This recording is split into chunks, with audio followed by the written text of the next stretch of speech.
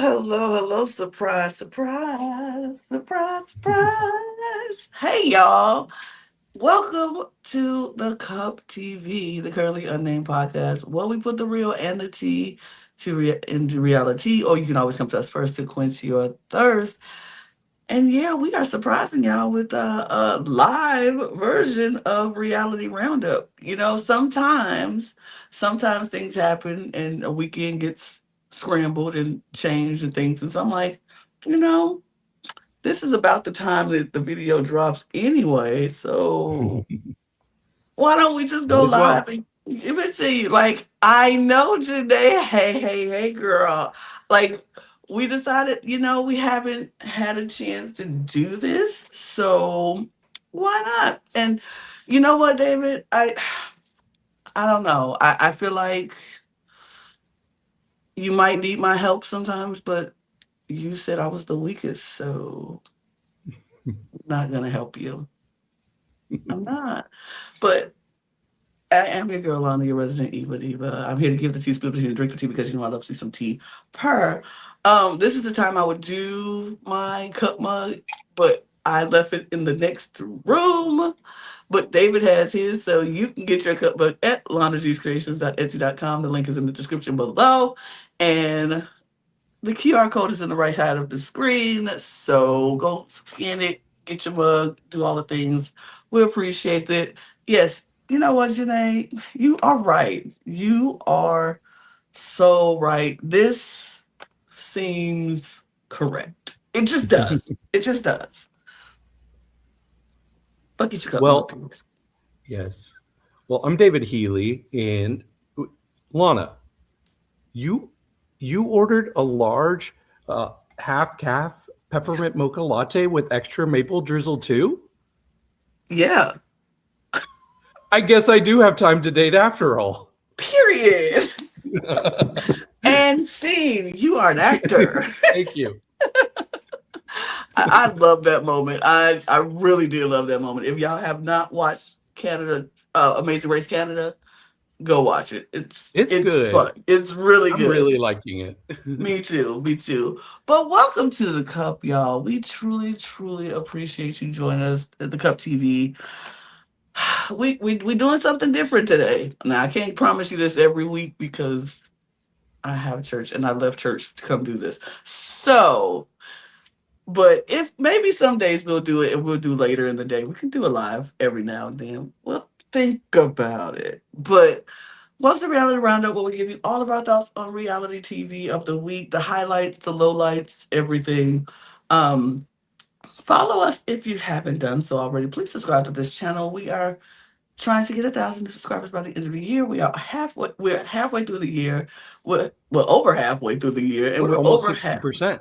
Yeah, and we're over halfway through the subscribers. So help us get there. So we truly appreciate you. Thank you for joining us live for the first time. And follow this channel and all of our channels in the Cup Network. All of the channels. Go look at the link tree in the description below. Do all the things to say you support us. We truly appreciate it. Follow us on all of our socials at the Cup Pod on Twitter, Instagram, TikTok, and Blue Sky. And exclusively for Instagram, the Cup TV has their own channel at thecup.tv. So go check it out. The schedule goes up. We put it out. Sometimes I will say the schedule is subject to change. So when I put the schedule up, it's an asterisk behind everything because we don't know Hmm. something might happen. But usually we do stick to the schedule. So go check that out, follow us, and do all the things.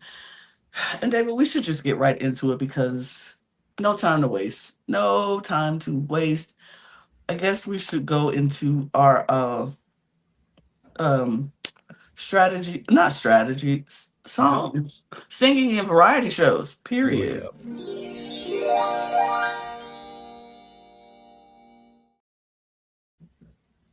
And this week we are starting with America's Got Talent. We are finally we're at the live shows, and I'm glad to finally get there because I liked it. But I have a problem. I have a problem this week. America's Got Talent. You stacked this first group with almost everybody I liked.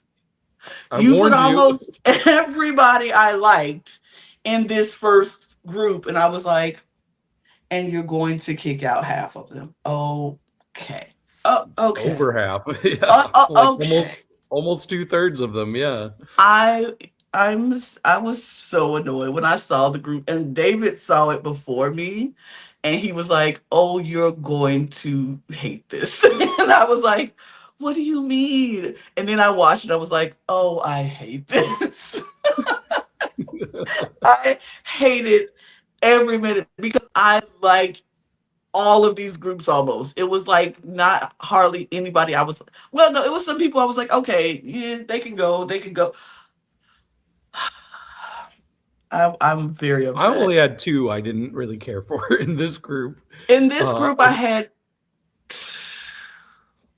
yeah, I think I had three. I think I had three, okay.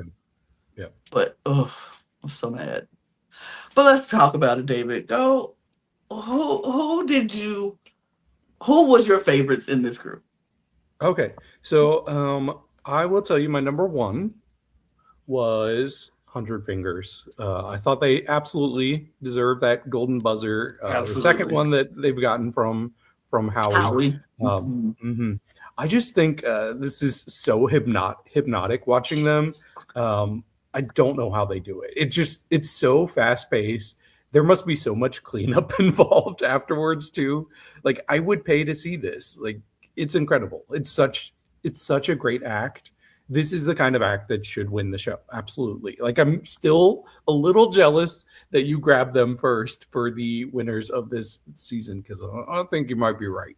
And plus, my winners for this season are also in this group, which they were actually my second favorite. Royal Lasers. I really like what they do. It just it feels like a video game brought to life watching them. I like that they brought in more dancers this time.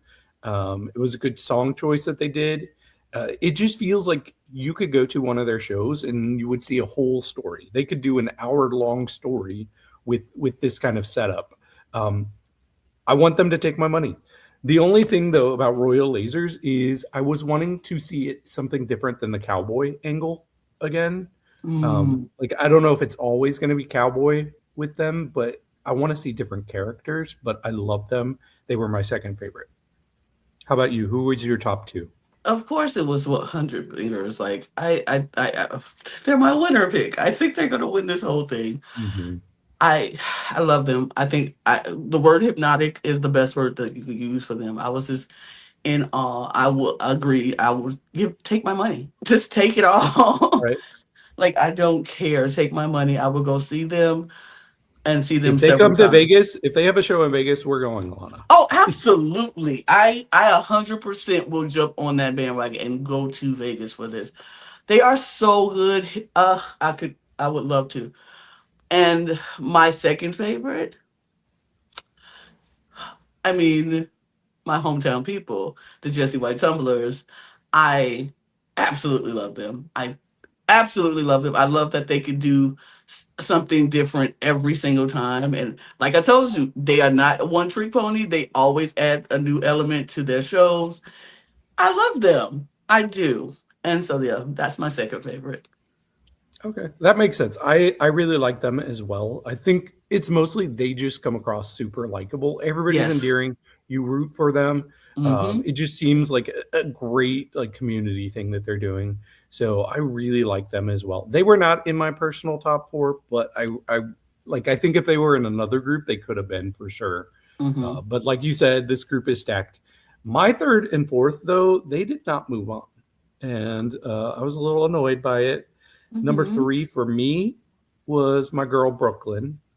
I thought she was great with this song, like especially knowing afterwards that she wrote the song. Mm-hmm. Because at first I was like, "Oh, this is great," but I prefer when it's a song I recognize and I can connect to that way. But knowing that she wrote it and it was that quality, because they were like comparing it to a Bond, like a Mm-hmm. Bond song, and yeah, it perfectly fits in that. I just thought her tone was beautiful and haunting. Um, yeah, the only thing is, I wish they added more like reverb to her. I think some reverb would have really added to that effect there.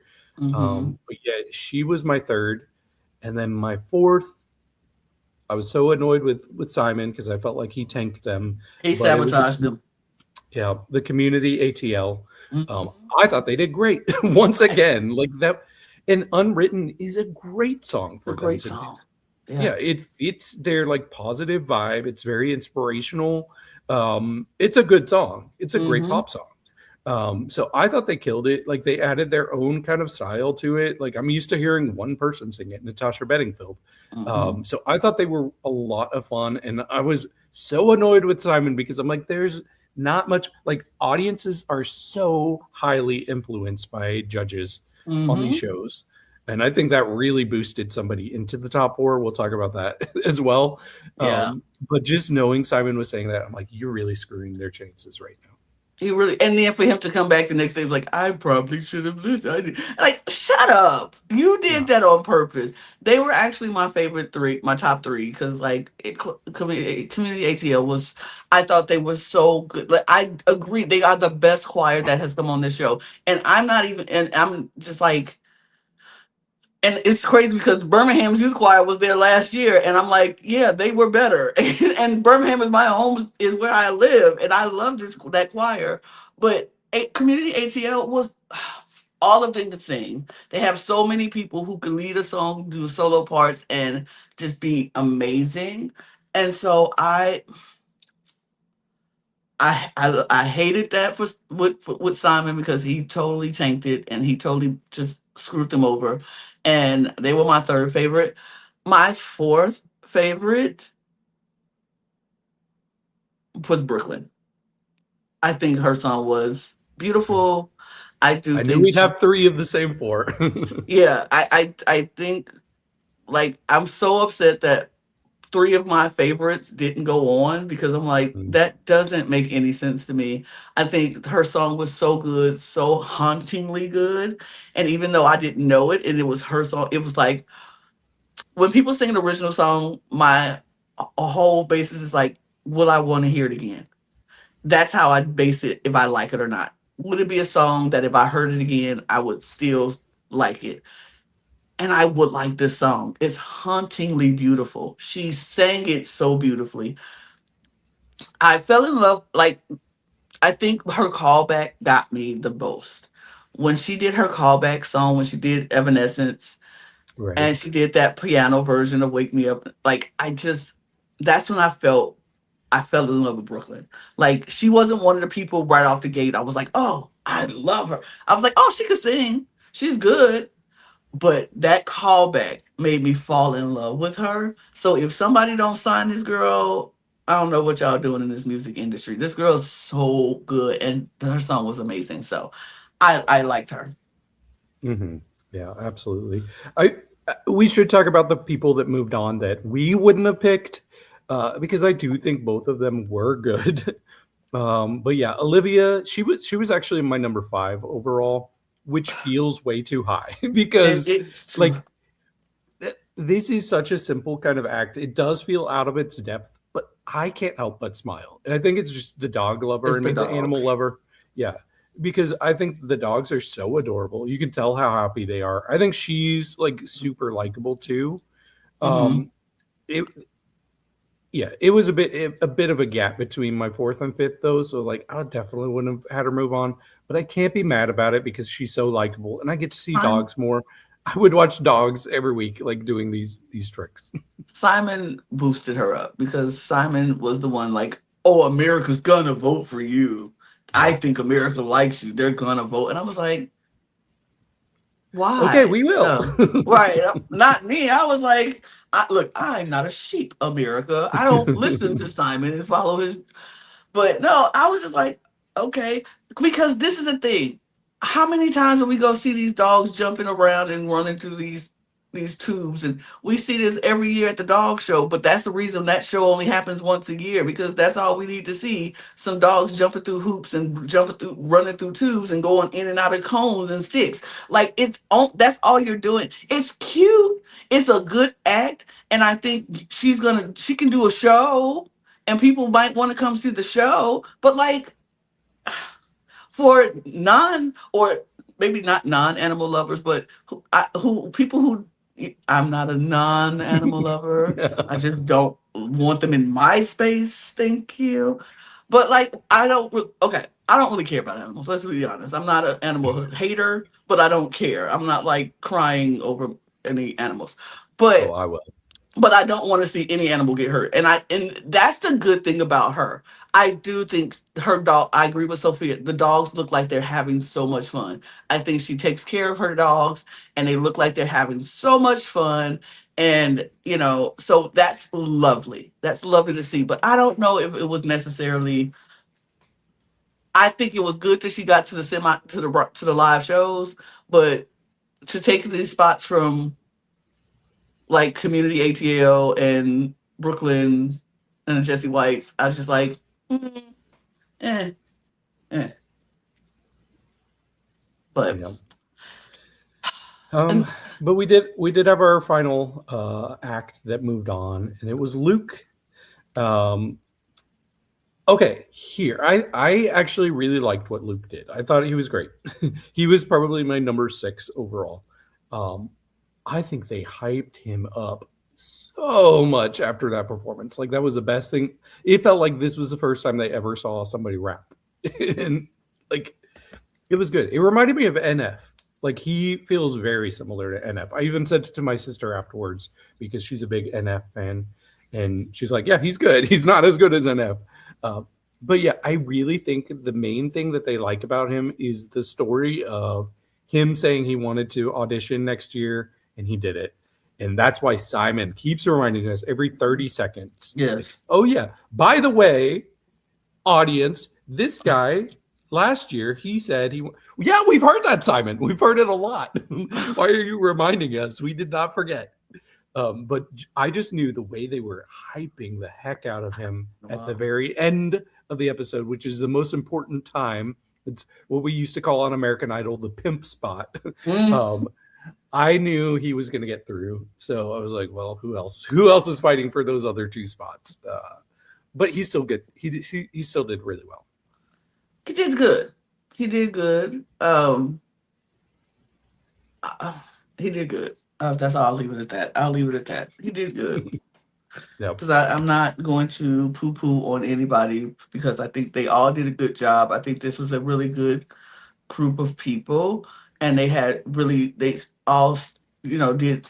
I mean, some people I felt like their acts it wasn't better than their auditions, and then some people just shined, and it was a hard group. It was a hard group. I hate that we Mhm. lost so many good people, but we got Yeah. a good group of people. So Yeah. Ashford was somebody I was really like rooting for, but I really don't think he had the best performance. no, I think his first performance was so much better. I So think, much better. and I think you can hear the strain in his voice. I think his voice was tired, and I think he Mhm. practiced so much his voice was tired. He just didn't have, and I think he could have picked a better song.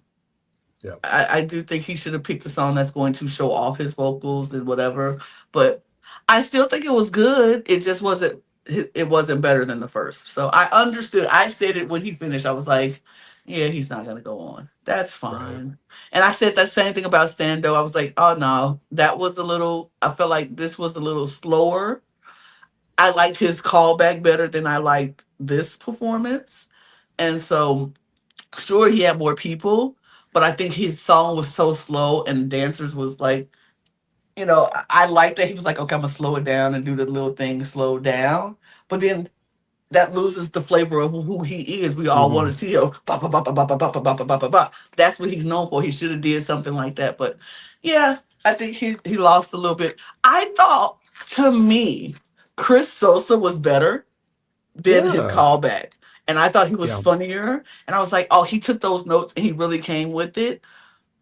So I thought he was better. But and I Yeah. didn't I get to talk agree. about Laser Royale. I did like those, but I do agree with you. I need the cowboy thing to not be that source the whole time. I'm sure it's Exactly. easier to do with the hats because the cowboy hat has so many places you can put lights, but you need to figure out something else. Mhm. But Yep. I also really enjoyed hearing James and Marina get buzzed because, you know, they kind of annoy me. So I I was like, thought yes. this was yeah, I thought this was their weakest moment in the entire, like, I enjoyed the first one. I liked the second one, the callback. This one I was like, I'm bored. Y'all taking way too long to do it. And with an Mhm. act like yours, you can't take that long. People don't care. Or maybe they will in a smaller setting, in a, you know, like a little lounge or something, a setting like that.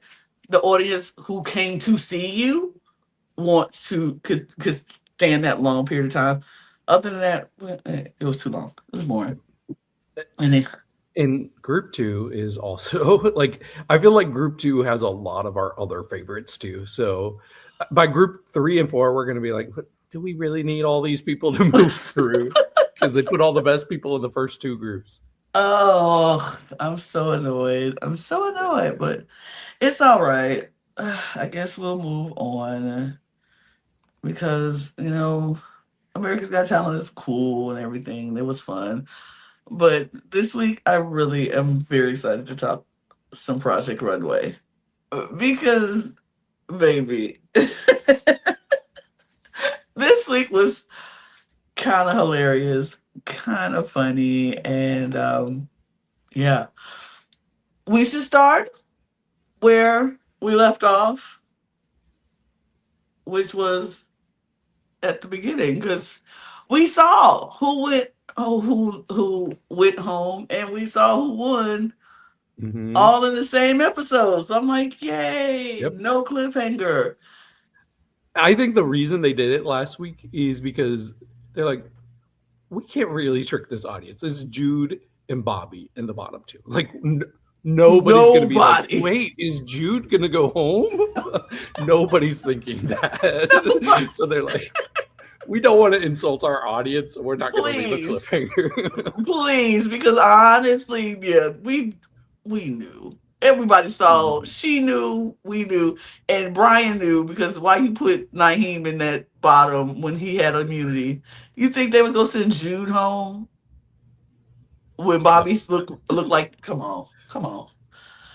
But honestly, I love this week. I thought this week was so much fun for a lot. I wonder why. I wonder I, why. I like Because we have the our season 21 people. I like the pettiness of this week. I like the I think this is the right amount of petty this week. I like the drama this week. Even though the twins are not my favorites, they always bring the drama. I love the Uh, twins. I it love just them. I like the twins. I like them. But I have a love hate relationship with the twins. So, and they always bring the drama. We got to see Miss Joan again. I was like, Yes. period. Miss Yes. Love Joan. her. I love Miss Still Joan. not getting what she deserves. No, they still Still playing in getting her hard face. They still playing in her face. And I'm like, why y'all bring Miss Joan back to play in her face? Like, stop it. But I love Miss Joan, and we got to see Melania, and she's pregnant. I'm like, oh, look at her. And then Yuchin and Utica. I was like, period. But also, I love Joseph McCrae. I'm just gonna say that. I'm gonna put that out there. I love Joseph McCrae. I love his attitude because I would be the same way if you half this group voted me the weakest, and I have not been in the bottom at all this entire time. I won more than anybody in this competition, and yet y'all still claim I'm the weakest. Hmm. Interesting. Okay. But it was funny. And so anyway, the season 21 cast came back to go head to head, well, against the season 22 cast, and I thought it was going to be an actual head to head, but it wasn't an me even too. number. I mean, technically, it was an even number because there's 721, 722, but that's because of Joseph McRae. Mhm. But they put them Yeah, in to me, houses. this just reminded me of how much better season 21 was than season 22. Ooh, Um, when we get to the runway, you will see that with with how I talk about everybody's looks. Yeah, it was just interesting. I man, I just feel like I knew from last week when they called Brian the winner. I was just like, why? Why? Because I knew he was gonna do something like this. He was gonna give us garbage this week and expect it just to be Garbage. it's okay. Just like Diana Ross Garbage. says. Garbage. Oh my god, I'm so yeah. It was bad. It was bad. It was bad. But they all had to it was the unconventional challenge. And yes, Arthur, literally it was. It was garbage. But it was the unconventional challenge and they had to um get the stuff out. It was like tech Heck yeah. stuff and it was all tech things and so I knew season 22 was in trouble when Brian just grabbed bubble wrap. He was just like, I just gonna make this bubble wrap, and I was like, oh no, you can't just make a garment out of bubble wrap. You just Is it bad that I have never designed or sewn anything in my life, but I think I would be better than Brian? I think I would be better. I feel like because see, you are an artist and you do draw.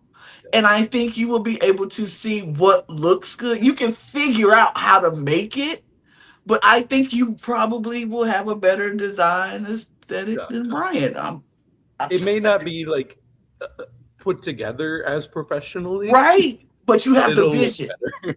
You Yes. have the vision and you can like I just and I don't even know if I have the vision. Like I know what I would make look good, but I don't even know how to do it. So I couldn't even sketch nothing out to say what it is. But You can oh, make a MP3 player chainmail skirt.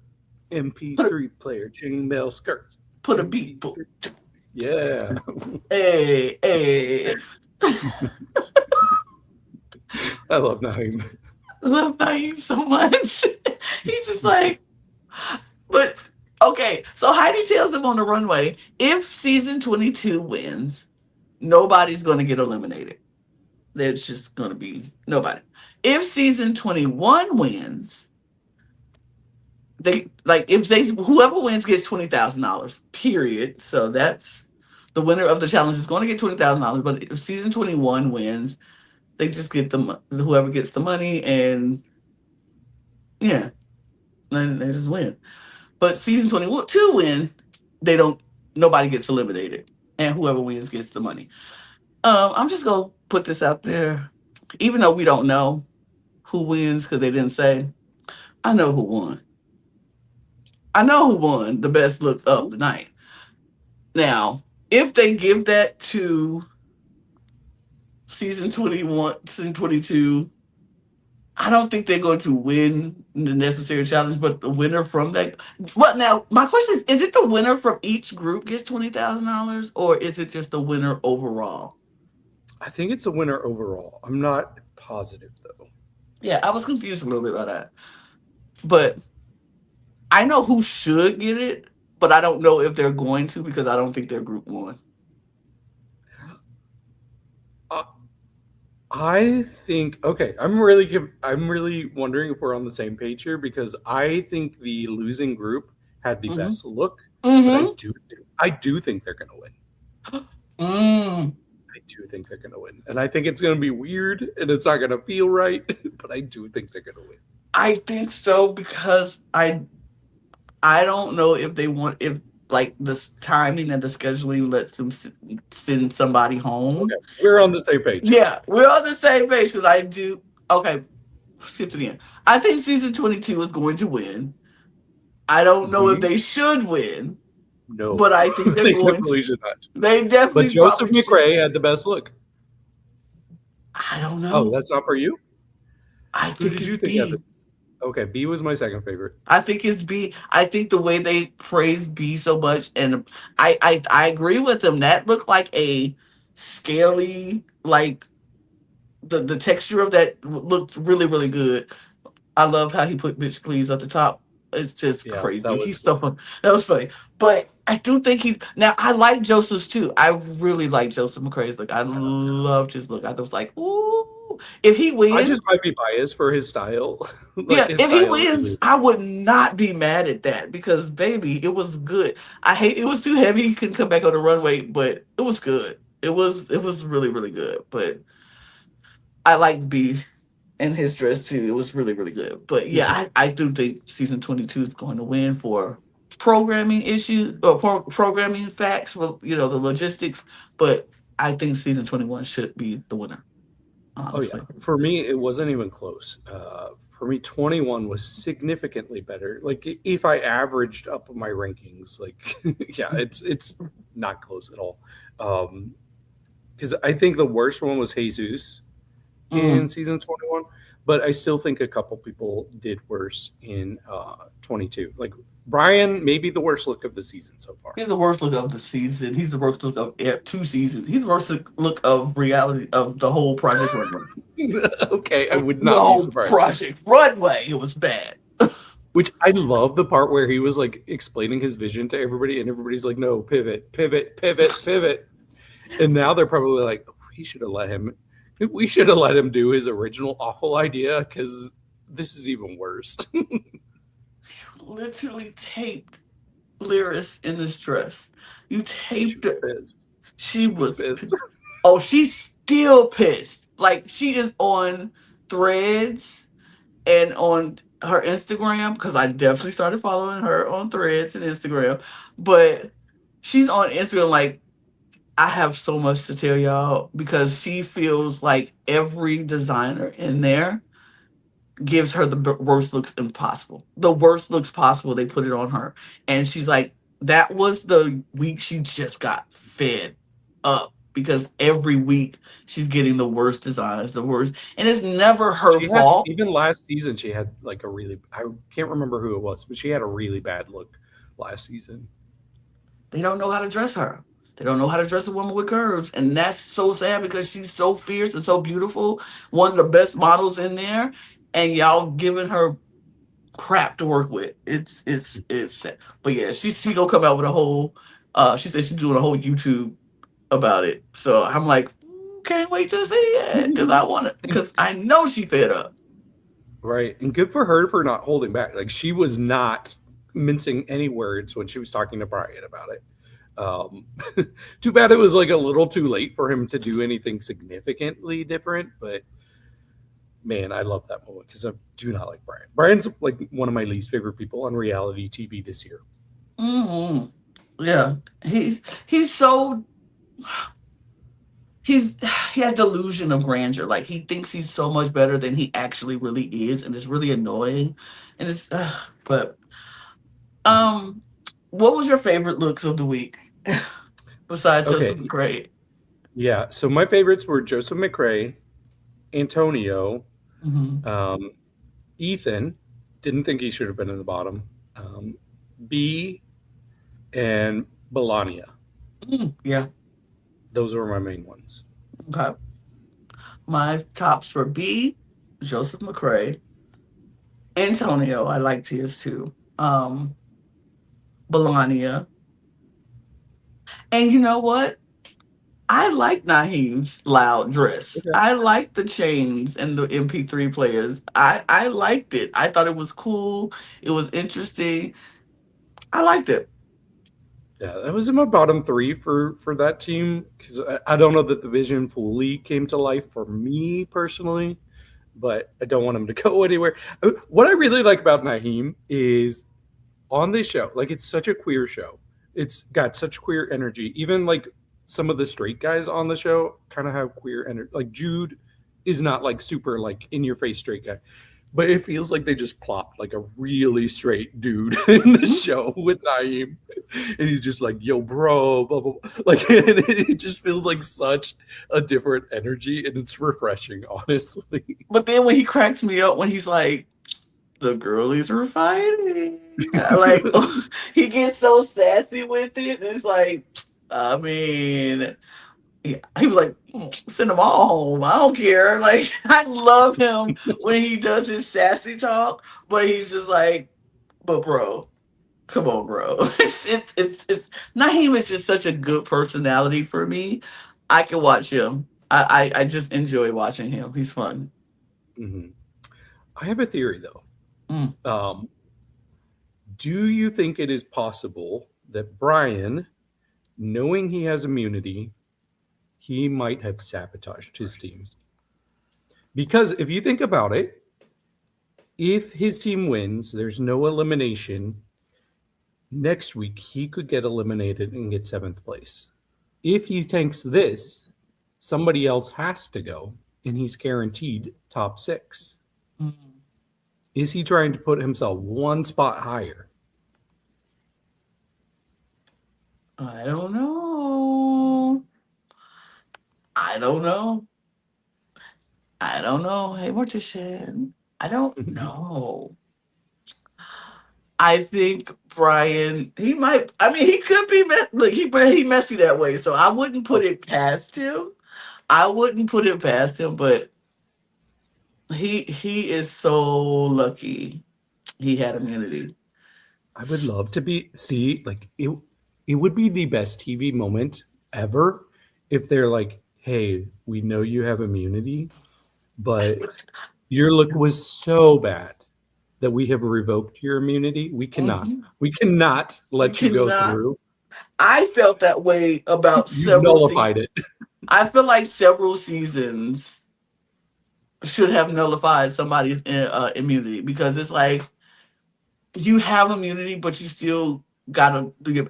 I feel bad because I think, but see, because see, when people would say Naheem should have been his immunity should have been revoked last week. I'm like, his wasn't the worst. If it wasn't the worst, if it's not the worst, then it shouldn't be revoked. But if it's the worst, Even if it was the worst last week, it wasn't significantly the worst. Like but this is significant. Like it's a mile between him and anybody else.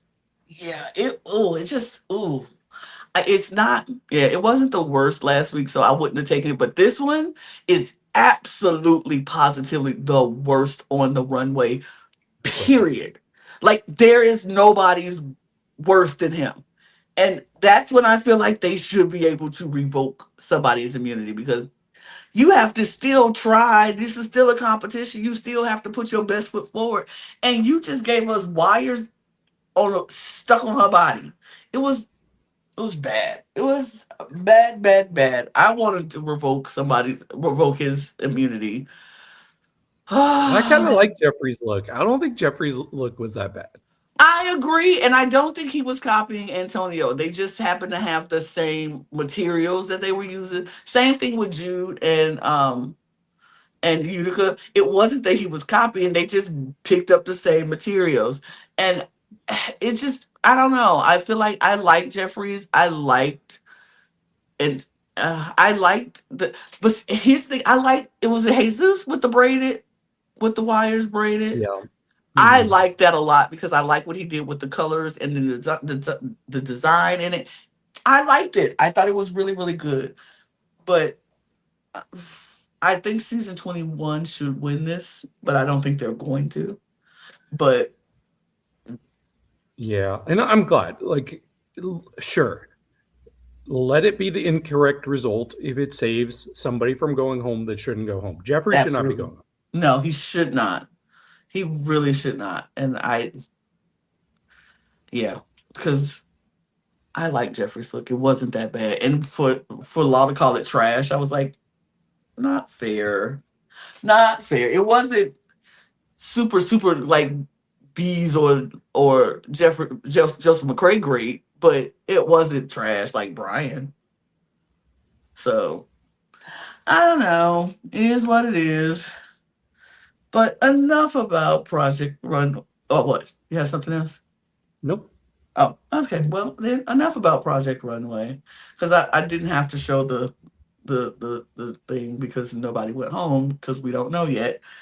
So we'll just go right to Dancing with the Stars. We're coming up on the new season of Dancing with the Stars starting really soon. So we're gonna have that. But we still got to get a pro. So we need to know who is going to win the next pro. And this week, the pros had to do what they gonna be doing on Dance with the Stars, which is to teach non-dancers how to dance. And my girl Whitney Carson was the guest judge and mentor for the week. And okay, I was like, okay, cool. I like Whitney. She looked good, by the way. She was fierce. That outfit for the Mhm. judging panel, yeah, you ate up, Whitney. But that was the whole thing, and to teach these non dancers, and they got influencers and super fans of the show to come out, and they were going to give them 2 days to dance to come up with this dance. All of them had a different style of ballroom dance that they were going to have to perform. We had the waltz, we had the tango, we had the Viennese waltz, we had the quick step, and we had the foxtrot. So everybody had to teach them how to do this dance. And some people, I was like, this is going to be the week for AJ, because you did this. It's strictly, you know how to do this. This is what you did for 4 years. And, I'm like, this is going to be a good week for AJ. He should be able to teach someone how to do a dance. I was very excited for that. The person who was making me nervous was Selena, because she just got into ballroom 3 years ago. And she got one of the harder ones to do, which is the quick step. And she was like, she knew what a quick step was, but I didn't know if she knew how to teach someone how to do the quick step. So I was like, okay, what's this gonna be about? And all the people that they had to choose from, I was like, what they got from, it was really interesting group of people. I liked Selena's partner the most. I thought he was the like funnest person ever. He had such a huge personality. He was so much fun.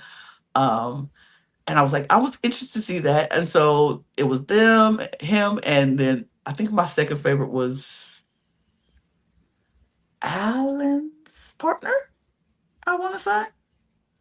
I think Alan's partner, the girl, she was really good too, who I enjoyed.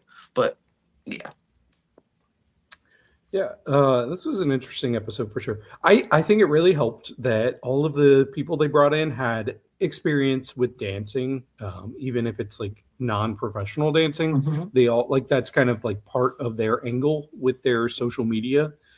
So that definitely helped. But it was so fun for me getting to see people become like strict, like masters of like trying to get people in shape, drill sergeants, basically. Hmm. Especially AJ, like you said, and Adele.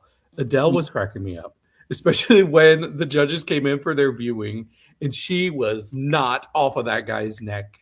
But like I think what's interesting about this, from what I understand, they have more time on Yes, actual a Dancing with the week. Stars. Right.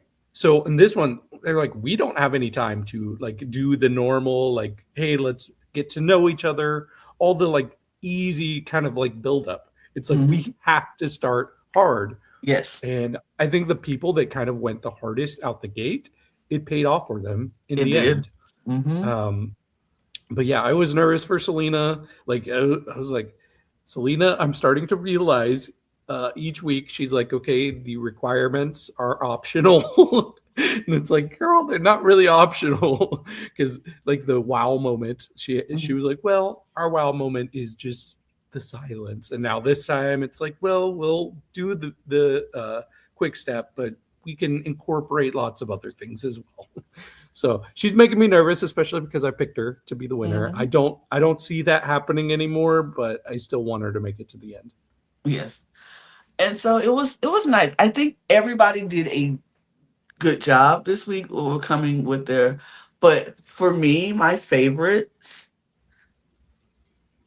and I you can go check out the recap that I did, the Dance with the Stars recap, because I gave my like superlatives for the week, and it was like my most, I feel like Nina was the most improved, I think, even though she did take a step back a little bit. With She tried to take, she thought she had that week. She felt like she wanted a week because she took the whole day, the first day, just teaching him the posture and how to stand and Mm, how to keep the hold when she should have been getting into the dance. And it was like, okay, girl, you don't have time for that.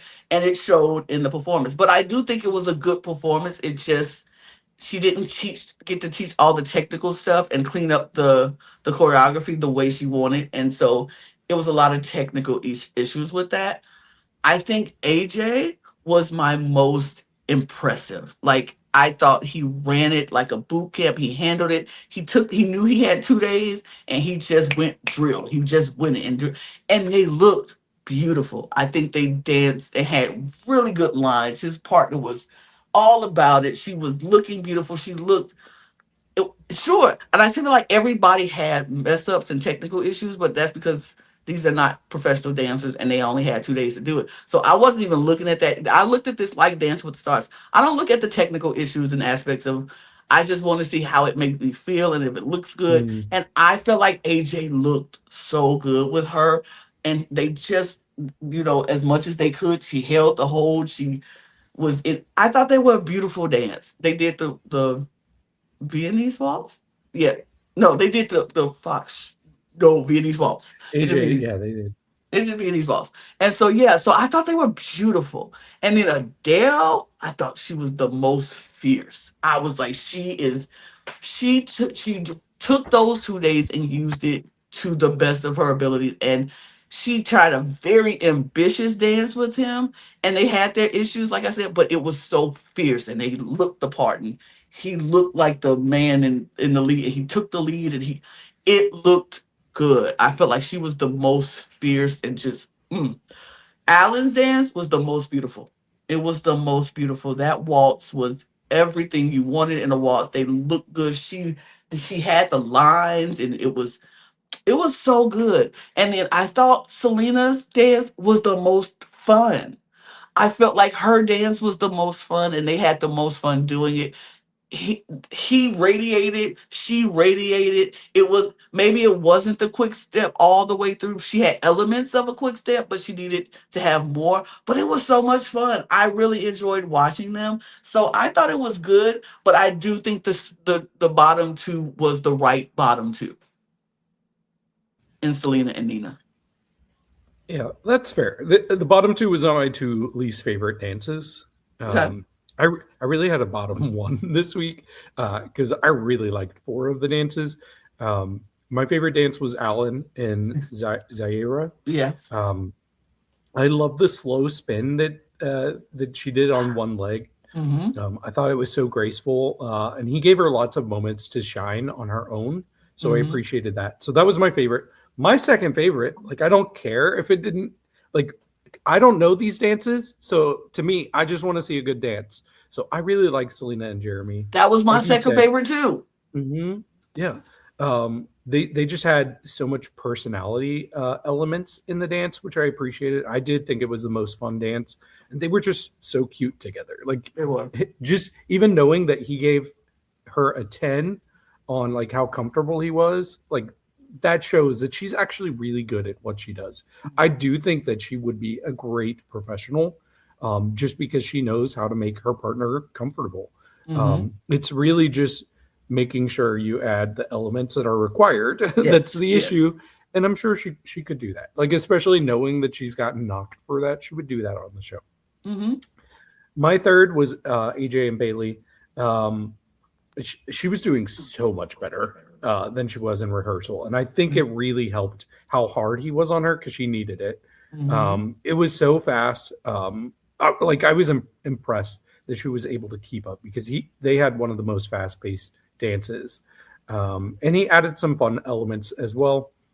My fourth favorite, and I still really like this one, it was Adele and Anthony. Another one that was very fast paced. But Anthony, he seemed to be keeping up with it.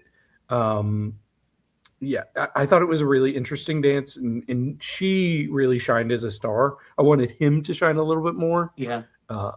For me, my number five by quite a bit was Nina and Jay. I don't think it was bad. I think more than anybody, she kind of dumbed down the dance for him. And I Yeah. think the Yeah. the other ones really trusted their partners to be able to do whatever they could, but like it just felt kind of slow paced and simple. Um, I thought it was okay.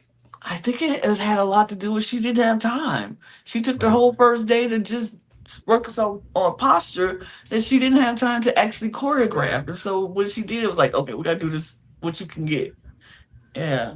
Mm. It It was was still okay. good.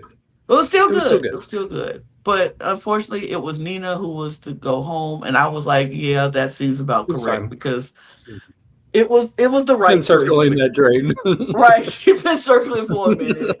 It was her time and she just had to go. So that was that. And next week it's going to be simply they are going to dance with the pros. They are going to have to teach the professionals a routine and then they get to dance with each other. So I'm excited. They're doing 2 dances this week. And so I'm excited to see what happens. We're down to our final four.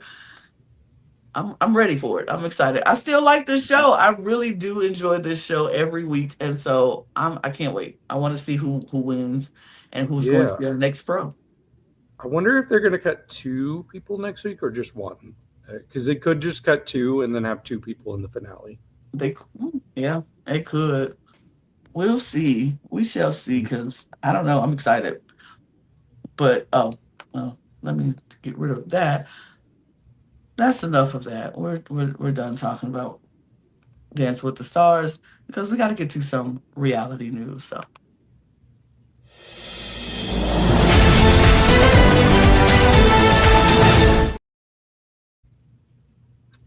Okay, so we had the Voice UK start yesterday, and we've already found out who is going to be stepping in as a judge for the Voice UK season 15, which starts next year.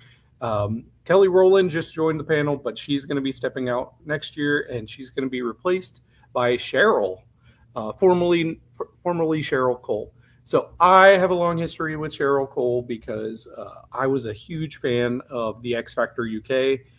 She joined the panel on season 5 back then, and I loved Cheryl. She brought a great energy to the show. So now that I'm back and going to be watching The Voice UK, I'm excited to see her. But I wish it was somebody else leaving besides Kelly, because I'm going to miss her already. Oh, I like. I have never watched The Voice UK, so I don't That know. might change. That might change if you're covering it with me too. I probably won't. I'll let you handle it. I Okay. don't know. Who knows? I might watch. I'll watch an episode if I like it. Who knows? I'll stick around, but we shall see. But we should get into some stuff, some social strategies, though.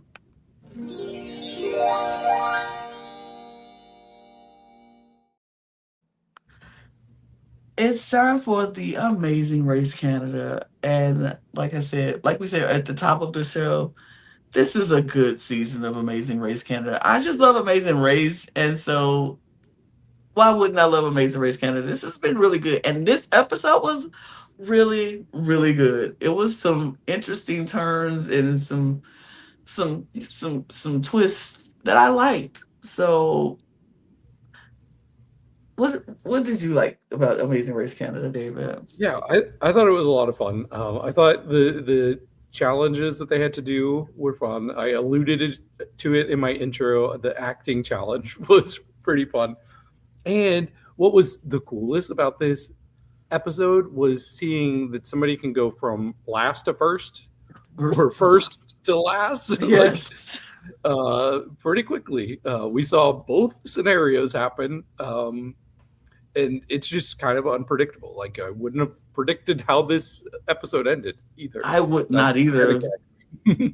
Yeah, to see teams just like doing the challenges, and it's like, okay, look at them. They took a risk. They shot up to first place. It's the first place for these people, and then they get to the next one, and it's like they can't play table tennis, and so, you can't I'm play right there table with tennis.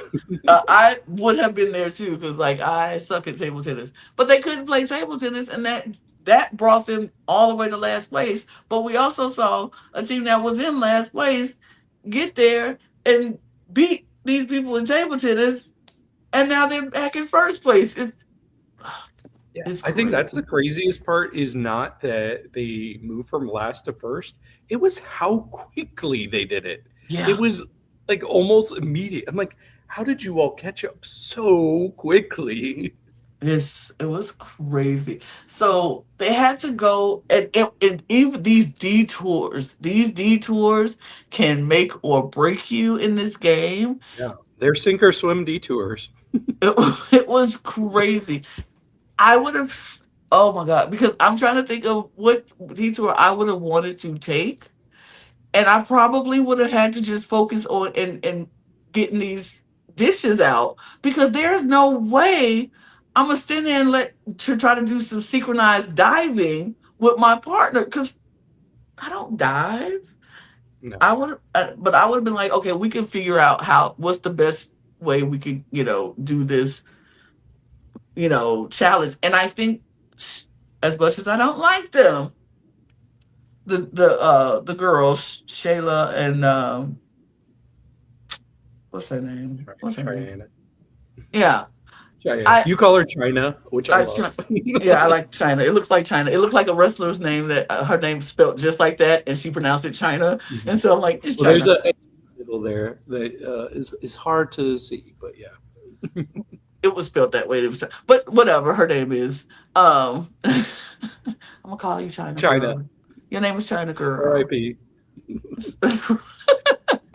But I feel like I would have done the same thing that they did, like word association. Like, what I'm gonna hear it. I'm gonna let the people give me the order, and I'm gonna listen. I'm like, go tell the chef to tell me directly what it is, so I can like, okay, that's that, that's that, that's that.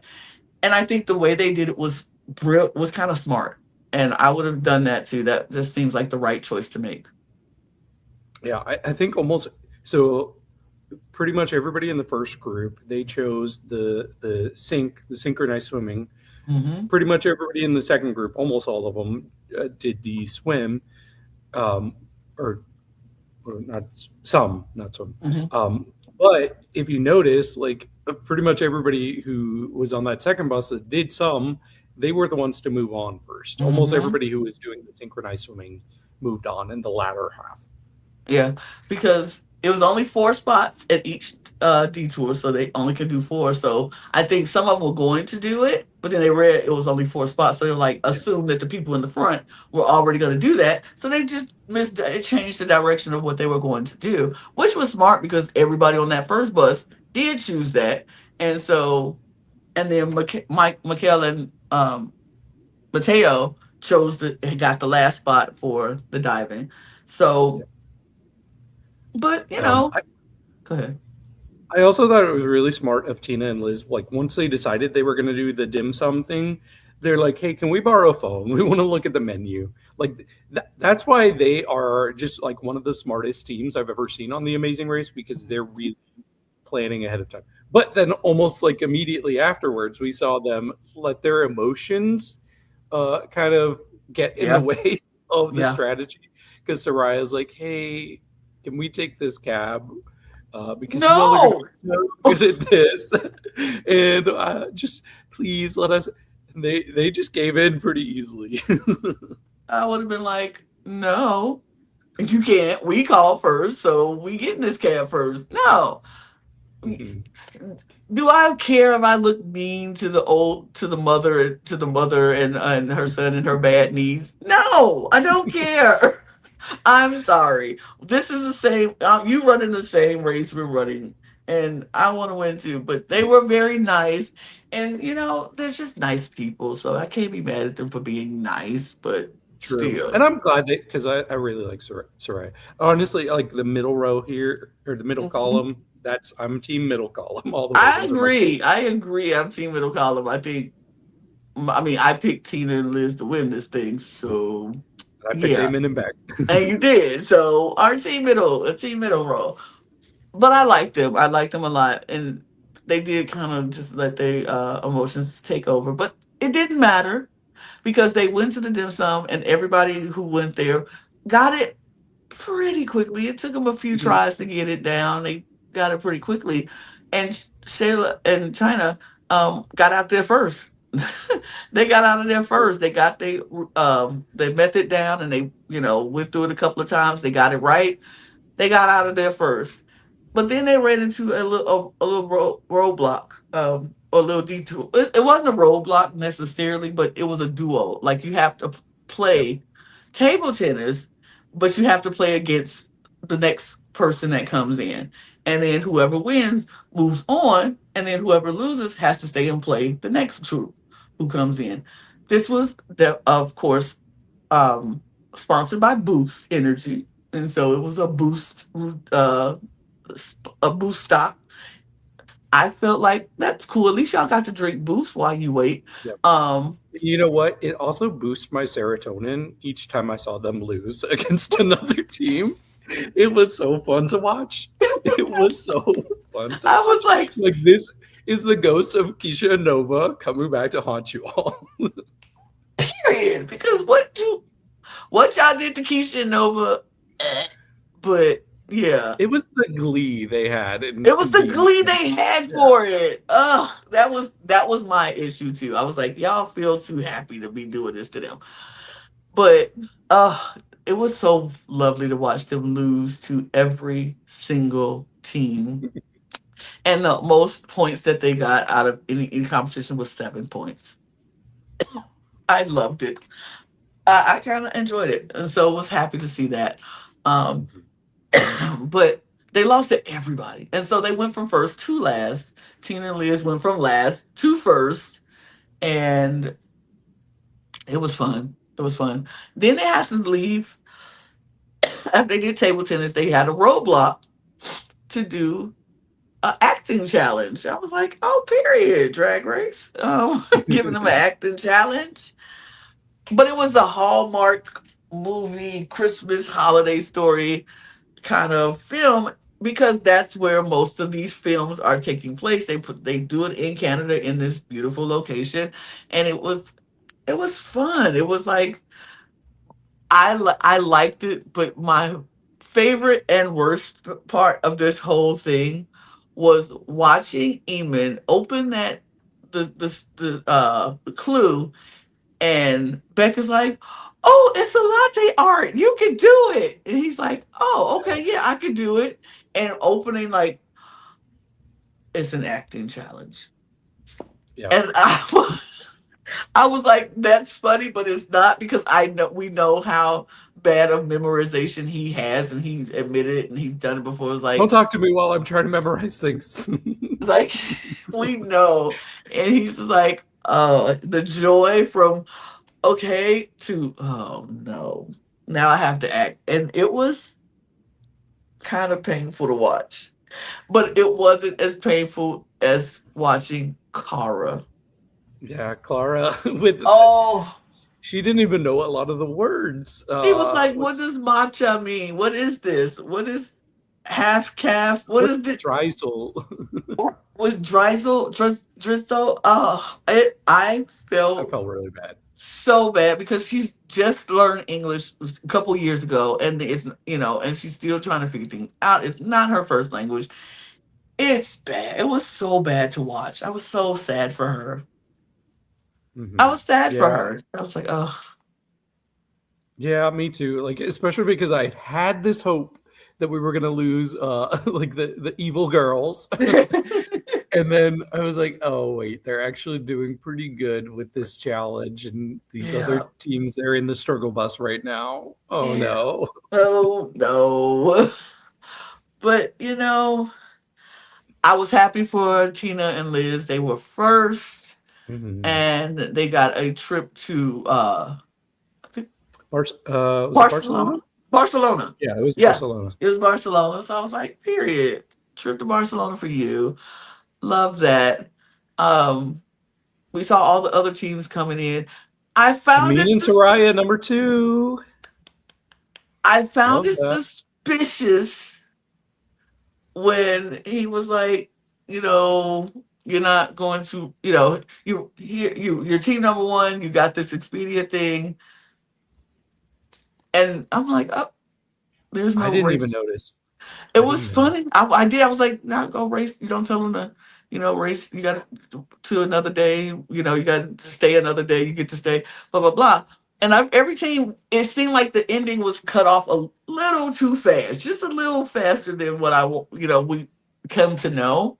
And so I was like, I don't know. Maybe I'm just imagining things. Maybe I'm just not, I'm putting too much into it. I didn't think nothing else. After like the third person came in, I stopped thinking about it. And then it came down to Eamon and Beck and Felipe and Cara. And Eamon actually finally pulled it off. Finally Mhm. got the lines right. Finally memorized everything. I was like, whew, thank goodness. And he made it, and they were the second to last team. And so that was Felipe and Cara were the last team to arrive. And it was like, and they let them go through this whole thing, this whole spiel about how he's so proud of her. He got to do this experience with her. He's so happy. And he was like, I'm so happy for you. And here's your next clue because the race is not over. And I was like, Mega Leg! I love a good Mega Leg. So Mhm. the race is continuing. We did not lose Felipe and Cara, which I'm happy about because I do like them. So it was good. But I'm like, ooh, a surprise Mega Leg. Thanks. I love it. I love Yeah. this. This episode was really good to me. It was a great episode. Yeah. And this was not on my radar because like I had stopped watching The Amazing Race after like season 21-ish. Hmm. And I think it was really after that they started doing like kind of the like extended legs. Mega Leg. So I'm not used to them. Mega legs, yes. But it would have really sucked seeing them go because English isn't their first language. That would have just Yes. not felt good in my spirit. But also, it's like kind of wild that we're 6 episodes in and we've only lost 3 teams. It's kind of wild. It is. It is very much wild. 3 teams I like though. Yes, yes, yes. But I think they will. Yeah, I feel like everybody is cool. I only one team I could see leave and I'll be okay. But the rest of these teams, I like them. So I'm not mad at it. Yeah, the boy teams are kind of like indistinguishable for me. Like they're basically the same team for me. So I would like to see one of them go pretty soon, and then maybe the Yeah, next one could go right after. But yeah, yeah. That's fine. But mhm. that's the Amazing Race Canada. It seemed like a good. It was a really good episode, and I'm happy. I can't wait till next week. I want to see what the next part of the Mega Leg is, and yeah. But we We go move from a high to from a a low. high to a. eh, Welcome to Big Brother. Hmm. I feel like this week has been a interesting week, and we have talked about it here on this channel. So if you really want to see the panel's thoughts on Big Brother, I made a special appearance on yesterday's episode, but I had to leave because life. But um, go check it out. We dove deep into some of the topics, some of the things that was interesting. But let's start with the what happened. So Kamu got evicted. Yay. I'm happy about that. I Mhm. am very happy about that. I said it yesterday. I'll say it again. I for the game, I wish he didn't go because he was going to be a shield for the people who I wanted to stay and protect those people. But in real life, that man can go. He can go. He did not need to stay. I don't need to see Kamu ever again. And I'm happy he's gone. It is what it is. We'll work around you not being there, Kamu. The people can stay and we'll can work with you not being there. So I'm very happy that Kamu is gone. We have a new HOH, and unfortunately it's D. Yeah. I don't know how I feel about that. I'm not necessarily happy. Not necessarily. I'm not necessarily. No, no, I'm not happy. I'm not happy. I'm be honest. I'm not happy. I don't want her to be HOH. I didn't want to see the icons get that power back. I think this this whole thing has made a lot of people do very evil, very nasty things. And I think the pressure of the house is getting to everybody. Um um it's I feel like this is the moment in time when everybody's being very nasty to everybody. For whatever reason, it's becoming very ugly. And I just I don't like it. I don't like it. This is very ugh, ugh. Yeah. What's interesting to me is like if we were only watching the episodes, Hmm. I would think the past maybe 2 or 3 weeks, top tier, like great episodes. Hmm. Uh, it's just knowing everything that's going on behind the scenes, coming from a lot of different directions, is really not sitting well with me and a lot of other people on the internet. For various different, I don't think any fan base is really happy with with what's going on in the house right now. Like it doesn't matter whose side you're on in the house. There's kind of poo being flung all directions. Oh, So it's absolutely. become kind of gross. It does. It is. And I think a lot of this stuff is like, I don't, and I'm not going to skate around it. I don't think it's inherently racist. I do think Mhm. that some of this stuff is coincidental gameplay or game move, but I do think it's taking it very personally. I think it's misogyny. I think it's, uh, I, I think some of it could be biased, racially biased, but I have to think about the game and what the gameplay is. And I don't think anybody has played a perfect game. Right. Anybody, and I don't think that even in any season, nobody plays a perfect game. You're not always going to be perfect, especially when the live feeds are on. If you put a camera on your life 24/7 and constantly watch you, you'll say or do some things that were out of pocket too if you were in a that situation. So I don't think it's fair that we continuously judge people for what they're saying in the house. If you know, well, not for what they're saying, because they should be held accountable for what they're saying and the things that they're saying. But you have to look at it from a game perspective as well. And some of this stuff, even though it's pissing me off, I think it's biases. I think it's just biases for people. Now, me as a black woman, I am more than aware of microaggressions. I hear it Mhm. and see it all the time. I hear it and see it all the time. And I know what I feel like is a microaggression. And I know that somebody else might not feel the same way I feel. Everybody has a difference of opinion.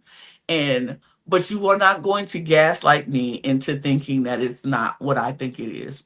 I don't think anybody's going to gaslight. You won't change my mind, even if you don't agree with me. You won't change my mind. And I think some of the stuff that Drew has been saying this week, some of the stuff that Devins has been saying this week, has been very microaggressive, very racially biased, and I think they don't even know they're saying it. I think it's just unconscious about they're unconsciously saying it because they're used to saying it and they're around people who are used to saying it and they're around people who don't correct them. Silence is also a form of racism. You can hear people say stuff and then you don't say anything. I think that's just as problematic as the person saying it. So that's my opinion on it.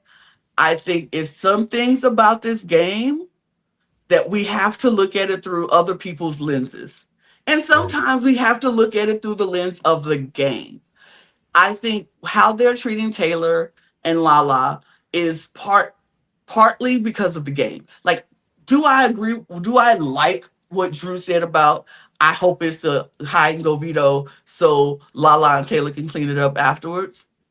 No. I think that's gross. But I also think because Lala and Taylor have been cleaning the house, because they have been cleaning or they have been cooking, for Drew to say take Lala to jury first so she could cook for us in jury. Is it gross? Absolutely gross. And somebody It needs to looks bad. pop you up. You got to pop you upside your head for saying stuff like that, because if somebody said that about his mama, he'd be so mad. So is it gross? Yes.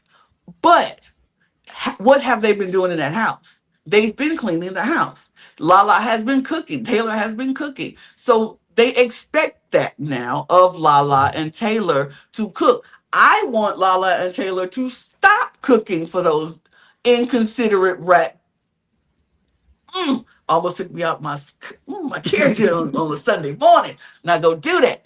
But I want them to stop cooking for them. Now I can get the cleaning because they have to live in that house too. So I understand the cleaning. But stop cooking for them. They don't appreciate you. They don't appreciate it. And most of them will starve if you didn't cook for them because they don't know how to cook for themselves. Because I saw some of that stuff y'all was cooking for yourselves, and gross. Gross. But yes, you have to look at it through the game perspective, and you have to look at it through the social aspect of, because honestly, this is a microcosm of American society. This game is a microcosm of what America is like, and so these microaggressive behaviors are what Black people feel through every day, and some certain POCs. Like, it's been gross, but I also think from the other side, people are talking crap about everybody. Taylor's been saying stuff about other people. Lala's been saying stuff about other people. Drew's been saying stuff about other people. All of them, they talk crap about everybody, and that's the issue. That's the point in this game we always get to every year. This just happens to be in our face and gross about it. He's just being really nasty, and he's going to have a lot of explaining to do when he leaves this game. But for now, all I can do is go by what I see. I can't assume anything for him. I can't just say he didn't mean it that way because I don't know him. I don't know what he meant. But what it looks like is very misogynistic, very racist, and very ugly. And as a perspective, that's all I got. Well, when he comes out, he can explain himself. But I'm not going to sit here and say it's not what it looks like because I like this person or we like these people. But that's all I have to say. That's my 2 cents Yeah. about it. That's very fair. Everything you said is fair. And as somebody who, like, Drew has been my favorite the whole time, there's so much that he's saying that's frustrating me because it feels like it's coming from a place of ignorance or like not knowing how it's going to be perceived. I don't think it's explicitly malicious or racist necessarily, but I do think in 2026, as a Big Brother fan, you should know how things are perceived outside of the house. So it's really frustrating as a fan of his. I want to shake him and be like, you got to think about what you're saying. You got to think about optics. Those are important. And I know, speaking of optics, like I know there's been some criticism about kind of the alliance dynamics we got going on here because it does look bad. Like, but I do think the audience also needs to think about things in a logical way. So we have our 3 icons. 2 are white, 1 is Latina. Obviously, they're going to work together. We have our 2 super fans who are white, Latina, adjacent, whatever. So obviously, they're going to want to work with the icons. Okay, it's a very pale-looking alliance. You have Drew, who has a crush on Melody from the start. Obviously, he's going to work with her and want to work with her best friend, too. We got a pretty light-skinned alliance. Meanwhile, we have Lala and Taylor, who have been 2 of the most vocal people against the icons who want them out. So yeah, I feel like the dynamics of the house fell in a way pretty organically, but it looks really bad based on the amount of melanin that people have. So I hate that. I hate that it looks that way. We were happy though. We were happy though for the Icon Alliance to take out Rome. We were happy for them to take out Lyric. Chuck because he was with the bad guys. But now it's like, okay, who do we have left? So it looks really bad. I don't like it. I really want things to shake up. And I think it's starting to, maybe slightly, but it might be too late as well. But yeah, just like you said, I've had frustrations with pretty much everybody in the house. I haven't seen it with Lala. I know you've said that she's also said things. I haven't seen those clips. My only issue with Lala is that I feel like the past week she was a little too low key. Like she wasn't in the episode, so I'm like, I want to see you, girl, do something. But Oh, she really, did like, so. okay, once we get to my our rankings, you'll see Hmm. everybody Hmm. dropped for me. Yeah. Uh, Lala did something because Lala, I'm doing the spoilers, so if you don't want to hear spoilers, cover your ears Hmm. in 3, 2, 1, 3, 2, 1. I'm saying it. Lala won veto. Lala has won veto, and so she has done something this week, and she saved herself because she was nominated with her, Taylor, and Drew were the nominations that Dee has. So now Lala is coming off the block, and Dee is going to have to put somebody on the block, and she has considered putting Haley up and then Mallory up in her place to because they were like, if I'm so happy for Lala, I'm very happy for her. Um, so they were, and Mallory has somewhat become the target, which is crazy because at first Taylor was the target, and then Lala won, so she's off. And they're like, well, if Taylor wins the blockbuster, we could put Mallory up, and it'd be Mallory. She should be the target. She She should be the should target for D's be game. because she wins blockbusters. And she's going to come for D. Like Soon. she's Like, going to come for D. So I think D should push Mallory, but they are concerned with how do we tell Barrett because Mallory, of course, is close to Barrett, but also Drew is close to Barrett. So I think if Mallory and Drew are on the block at the end of the day, it will be a tough decision for Barrett. Um, if if it's Mallory and Taylor, they will have to convince him to do Mallory instead of Taylor. But I think she is the best option to get out because for the icons, because Mallory is coming for the icons and she could win things. So I don't know. But I will say this about what you said about the alliance and how organically it was. I would agree with you on how organic the alliance is formed. But I will say it wasn't because of lack of trying on Yash and Taylor and even Lala's part. They tried to have alliances with the other people and they were all fake. They all said, oh yeah, we'll do it. And they all turned against it. Like Lala tried to have an alliance with Devin and Kamu. She tried to have an alliance with Dee and Angela. And all of these, they were like, they're good, but they're not what we want. So Lala tried to have alliances with Dee and Angela, tried to have an alliance with Haley, and it just didn't work. And I'm like, so organically, you still shut them out. It still looks bad for optics because they tried to have an alliance and they tried to talk the game with you, and you refused. So plus, we had Yash immediately when he had a chance turn on his Wolfpack alliance. So I think it kind of went both ways on that too. I mean, Yash, yes. I ain't even talk. I didn't even bring up Yash. I Mm. mean, Lala and Taylor tried to have different Oh, alliances with other people, and they got shut down. Yash is a whole different.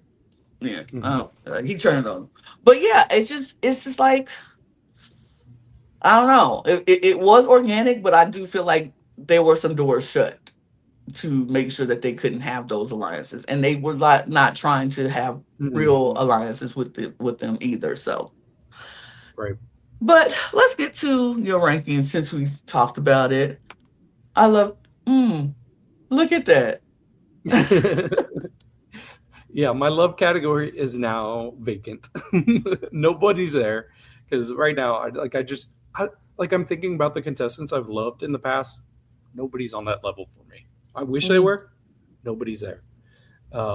Lala's the closest because I find her so endearing, so rootable. Like it's so cool to see an older woman just doing well, like in competitions. Like we're seeing her win these and she's coming in kind of clutch when it Mm-hmm. makes a difference too. So I'm loving Lala. Like I said, I haven't really been hearing as much of the like issues that she said compared to everybody else. So she's my top spot right now. Fine is Drew. Drew's the second highest for me, and I know that's controversial, especially on this podcast. Uh, I am giving him the benefit of the doubt, and I know not everybody's obligated to do that. Especially like who am I as a white guy to even give him the benefit of the doubt? But I think most You of the things can. he, yeah, most of the things he said to me, I can understand a perspective, but he's not thinking about like even comparing Taylor to black women who have won Big Brother recently.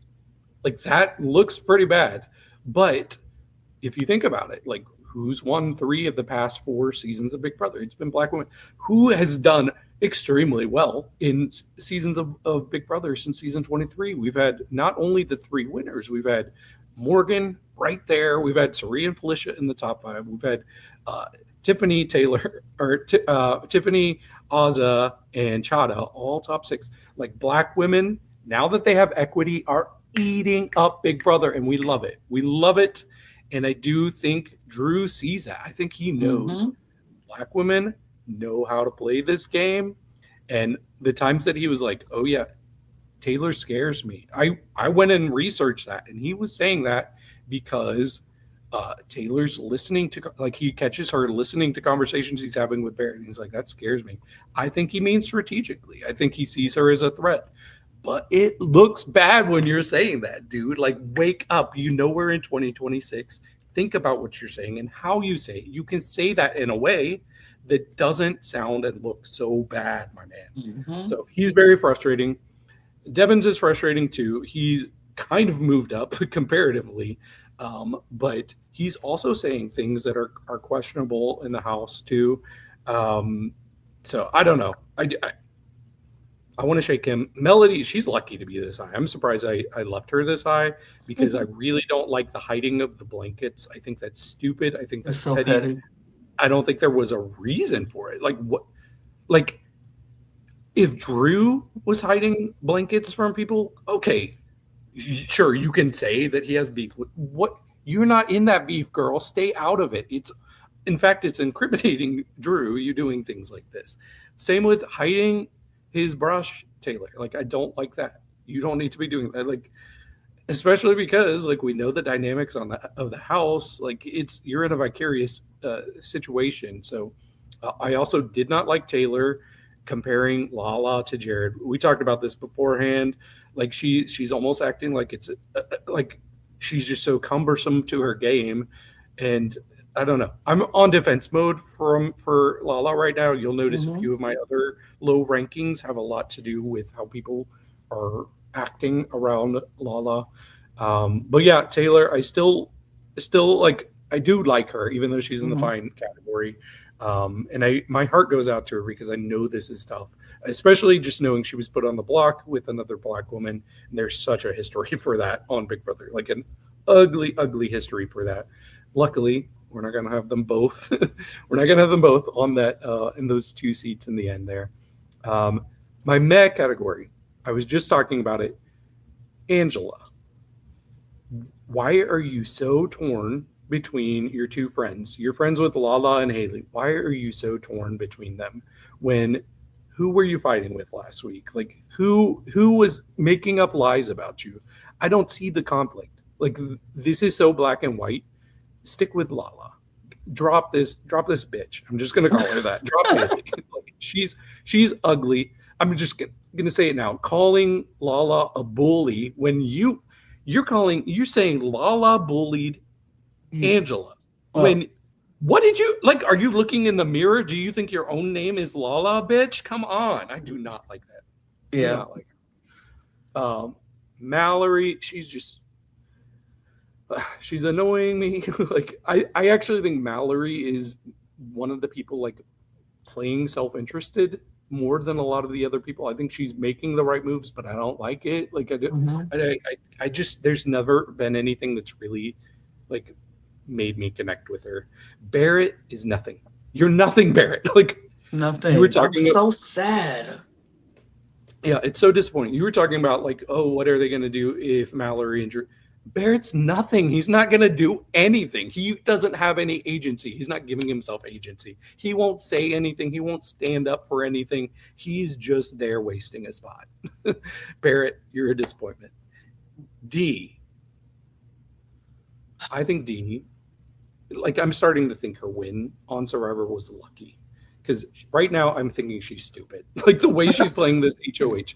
Because what do you mean you have a guy who has been bending over backwards to show his loyalty to the icons, and you still are like, let me send him home, but I will buy allegiance from Yash, somebody who's actively been going against icons.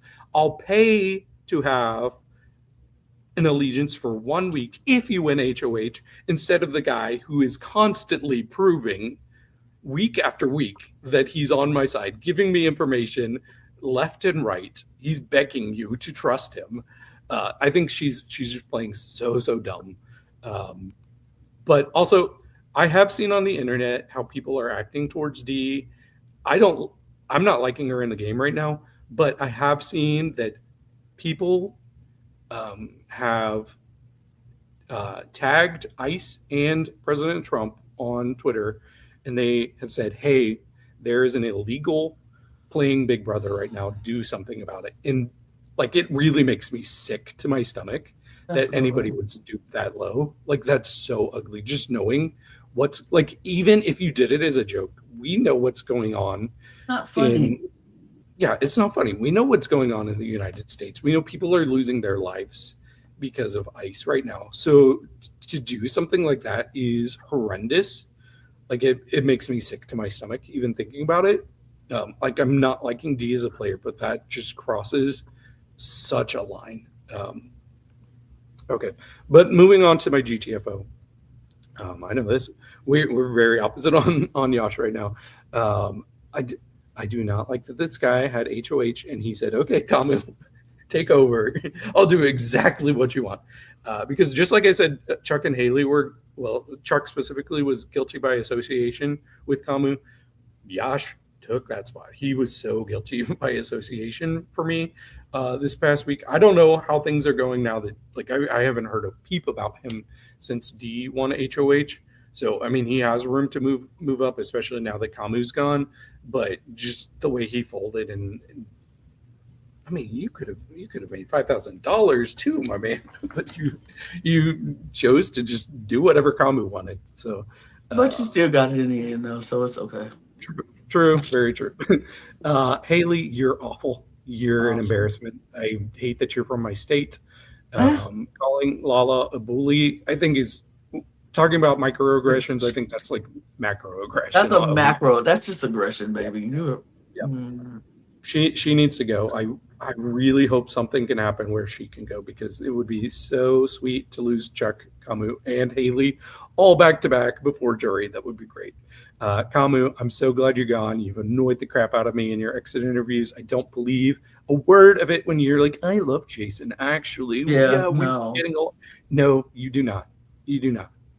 We You know why do. he left on your HOH. So I'm glad you're gone. Absolutely. I think mine are slightly different, but I think Yeah, I should have and moved I've seen some yours, people. and they're all fair. They're all fair. Yeah. For and a lot of this is for game and but as you can see, like is not an option for me at this point. I don't like a lot of these people. Whatever. Um, my love, I still love Taylor. I still love Lala. I still love Yash. I think they are. I'm just that this is my bias showing, and I don't care. I just love them. I think they're going through a tough week. I know Lala and Taylor especially are going through a tougher week than Yash, but I think I think Taylor and Lala need each other. They're supporting each other as best as they can. I do think they have to play this game differently, and so they is certain things that come out and that they say about each other or about one another that I don't particularly like, but I understand why you have to do it. Sometimes Taylor throwing Lala under saying things about Lala to other people Yeah, I hate it. But I know why, because you have to appease the people. Sometimes you got to appease your ops in order to get further in this game and get to a place where you can now defend Lala, or you can take care of Lala. And Lala is doing the same for Taylor. She is saying things in front of her ops that what she does that Taylor doesn't do, she goes right back and tell Taylor what she said. Like Lala would go tell Taylor what she said, and like, girl, you need to calm down and da da da. Taylor doesn't do that, and I wish she would start doing that. Like, be more open in the communication with Lala. But Taylor and Lala, I do like them still. You know, that can change my mind. Everybody else is meh. I'm so with these people. I put Mallory, Angela, D, and Barrett and Devins is there because they just all just they're having this is just a bad week for them for me. Like this whole hearing things or saying things about other people and just the complicity, the silence, the nobody standing up, nobody saying what's wrong. Like even I hate to give her credit. Even Haley was saying things like when Drew was making things like Taylor didn't even go see D's first HOH room the first week. And Haley was like, "You making that up." She did. Everybody went to see her HOH the first week. And he's like, "Oh, did she? Oh, I'm sorry. I just made it up." Like, stop being so stupid, Drew. You act like people don't remember conversation. You act like this ain't on television. You act like there's no recordings of you say of her. He just says stuff and then be like, "Oh, well, I forgot." Like that's what I don't like about Drew. This playing dumb is really getting old because we know the fact that we know that you know and you not as dumb as you trying to play, but you still trying to play in our face like, "Oh no, I'm just dumb. It's just my strategy." Sure, it's your strategy. I hate your strategy. I'm just saying, if that's your strategy, I hate your strategy, and I'm allowed to feel how I feel about you, Drew, and that's why I want you to get out. But I just feel like all of these people are just complacent, complicit, silent, or they saying stupid stuff, and I hate it. I hate it. I hate it. Melanie, how you why are you even involving yourself in this Drew Taylor beef and stealing stuff? Like, why are you even involving yourself? You at a place where you could just sit back, look pretty, and get your man to take you as far as you need to go. Like that's the place where you are right now because you are absolutely doing nothing. You have not won anything. You have not done anything. You have no power to do anything, and but you have so much to say. It's it's so frustrating how you can go from liking somebody one week in the house to totally can't stand them. Like last week, I thought Melody was. I was like her. I was like, "Good girl, finally wake up. You saying stuff, you doing stuff," and then you turn right around and you fall right back into because D has power. Now you fall back into this foolishness, and I'm like, "Ugh, I hate it. I absolutely hate it." So. I don't like it. Kamal was meh for me only because he was at a place that he could help the people who I wanted to stay.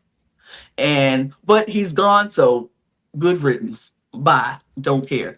Haley and Drew can get the fuck out of here. Like y'all could go. Because Drew, I don't care. I need you to come out this house before jury so you could explain yourself. I don't want to have to wait till September, October to hear you explain yourself because you're stuck in the jury house. I want you out. I want Haley out. I think she is the biggest um phony I've ever seen in my life. And she's playing the victim. This is I thought Angela was gonna be the one to trigger me the most this season. Nope, it's Haley. Because you play this whole I had such bad weeks this whole time, and everybody's bullying me, and everything is so, and I had so bad, and you are such a Karen. And Angela, let me go back to you. By the way, I was giving you the benefit of the doubt. You are starting to trigger me again. This is why I don't like you. You are really showing me why I said at the beginning I have reservations about you. This week, this is what I mean because you are being horrible. And this whole that conversation between her and Taylor, I'm glad that happened. I'm glad they had it, but mm-mm. this is why I was triggered by you, and this is why I had reservations about you. I think you're a lovely person outside of this game, but I cannot watch her in this game. She triggers me too much, and I'm sorry. I said it at the beginning. I'll say it now. Angela is not for me. Not for me on TV shows. I don't need to see her. I think she's a lovely person outside. I'll buy a house from her, but I will not watch her. I won't watch her play games because she's awful to people when she gets, and she's not labeled the bully, Haley. She yelled in your face and she cussed you out, and she's not the bully, but Lala is. Miss me with that. Miss me with that. But yeah, these people. Yeah, I'm so sad because I really wanted to root for Barrett a lot more than I am in this game, and I can't do it. She definitely gives Karen vibes. That's what I'm saying. That's why I'm triggered by her every single time. Every single time I'm triggered by her. But There, there is one other thing I want to say that has to do with outside of the house stuff. I've seen mhm, a lot of people who are frustrated. Like, okay, it's very justified to be frustrated about what's going on. I think people are channeling their anger at the wrong people. There's a lot of Black women, specifically alumni of Big Brother, who are getting a lot of hate for not saying things immediately or the right way. Um, and it's just kind of like, okay, that's not productive. Like, if you're upset about the treatment of Black women in the house, let the Black women who have played Big Brother process it in the way they need to, and then speak on it when they are ready and they know exactly what they want to say.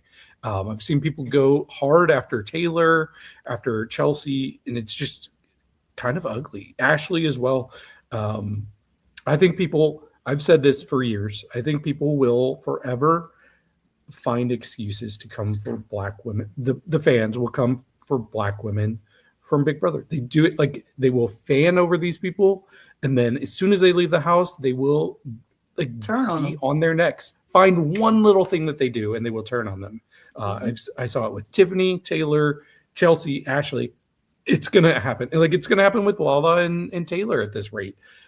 It's just kind of sick how fans are with Black women. And like I said, this is a microcosm of what America is like because this is what everybody does to Black women in America and across the world. We are the most disrespected, and people will turn on us in a minute. We get praised for when we do what they want, but the second we stand up for ourselves is, oh, you blame them for everything. Their sons act up in school. Why are you just a single mama? You're not doing your job. You're not doing this. A man leaves you for, and oh, you must have chased him away. That's just how it is. Y'all Black women don't. It's always Black women's fault, and the world don't see it. And I'm flabbergasted at how we can pinpoint and we can see that when it comes to our favorite shows and how they are treated, but then you don't see it as a bigger picture, a whole wide, like intersectionality is so key because we look at, say, women's rights and we do all these things for women, and women, and we all good women power, women is doing a thing, but it is not necessarily for Black women. Because when Black women stand up and say, oh, by the way, the feminist movement needs to be for us too, because we need to talk about the racism. Y'all doing too much. Y'all acting like this is not. No, it's everything. It's everything. And so you can't just, we don't have the luxury of just going off. We don't have we don't have the luxury of just being feeling our feels because now we're angry. Now we're scary. Now we're all of that. And it's like it's the whole thing. And once if we learn about intersectionality, the world will be such a better place because we want everybody to treat everybody fairly and everybody right. But you're not doing it. You're not doing it because you don't see it. It's exactly constantly at a catch 22. So Mhm. we spent enough time with Big Brother and the foolishness because baby, it's a lot. But And I wanted to breeze past it, didn't we I? couldn't. I just couldn't. I Right. couldn't, and we don't need to breeze past Injustice. I don't want to breeze past injustices and Right. things, but let's talk about another good moment. I'm glad we put these this way and Sandwich. sandwich the Yes. good and the bad, but the good being the Traitors Australia, because this was a good week in Traitors Australia. I will say, not episode 5 necessarily. It was cool. It was good. It was good. It was okay. But episode 6 is where it all popped off. And I was like, Hmm. and you can go check out my recap. Me and Reed did a recap about it on the channel. We'll put the link up there. But yo, this was such a good. I'm just gonna say this off the top. AJ is amazing at these games. AJ has a brilliant mind that I have not seen in a long time on these games. Hmm. He has a brilliant mind, and I was super impressed with him in this week's on Traders. And I don't know how I was worried for him because I thought this all was gonna blow up in his face. I was like, oh no, they're coming. But man, did he play brilliantly? That's all I'm gonna say. I'm gonna let you get your 2 cents in because I talked about it in the recap a lot. Yeah, I've been so excited to talk about this because I love the traders. The thing is, I almost always root for traders on Mm-hmm. the traders. I think It's they the have game. like a it's easier to appreciate the gameplay of a trader because I think most faithfuls are just bumbling around blind. What's interesting is Dicko, he realizes that. He's like, it's so hard to be a faithful. Like, why even bother? Let's And that's what's interesting is I feel like we have a couple people in this season that are trying to reinvent the game. Dicko is one of them. Mm-hmm. Like I think Yeah. him trying to get the strategy, like the alliance thing, is actually a really good idea.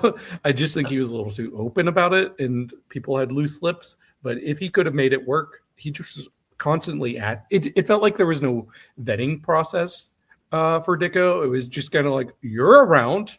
Do you want to be in the alliance?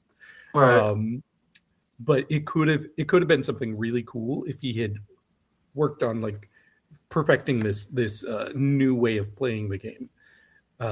But on the other hand, like I was saying, I love a good trader, but I don't think anything beats the like once in like 10 season type of faithful that you get. Like they're so rare, but once like occasionally you'll find somebody who just sees things in a way that nobody else can. We saw it in Traders Ireland last year with one Mm-hmm. of the contestants who just was able to clock everything.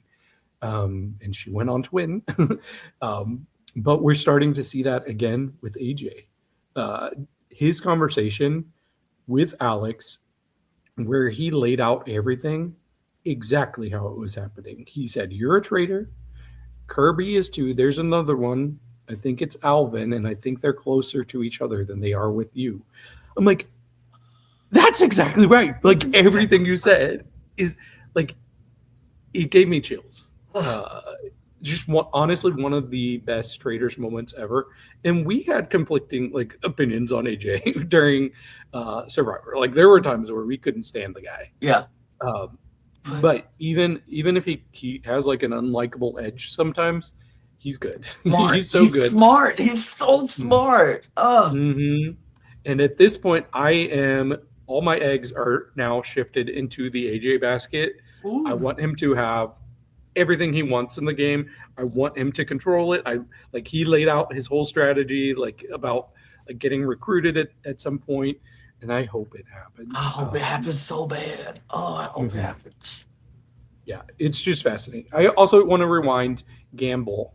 I think it was such a mistake for her last week where she was like, I think I'm the only faithful that was picked for this group. Everybody else is a traitor in this group. So if I'm murdered, you know that they're traitors. Girl, you just gave motive. don't say that because the actual traders are going to take that and be like, oh yeah, we can just kill her, and now it makes the other ones look bad. So I'm like, that was so dumb of her. So I was a little sad to see Gamble go, um, but Kira, she's still cracking me up. Like when she found that shield and screamed, I love her. She's just so funny. Rachel, poor Rachel, breaking down and crying. She's like, "It's so cruel to label me fake in that game."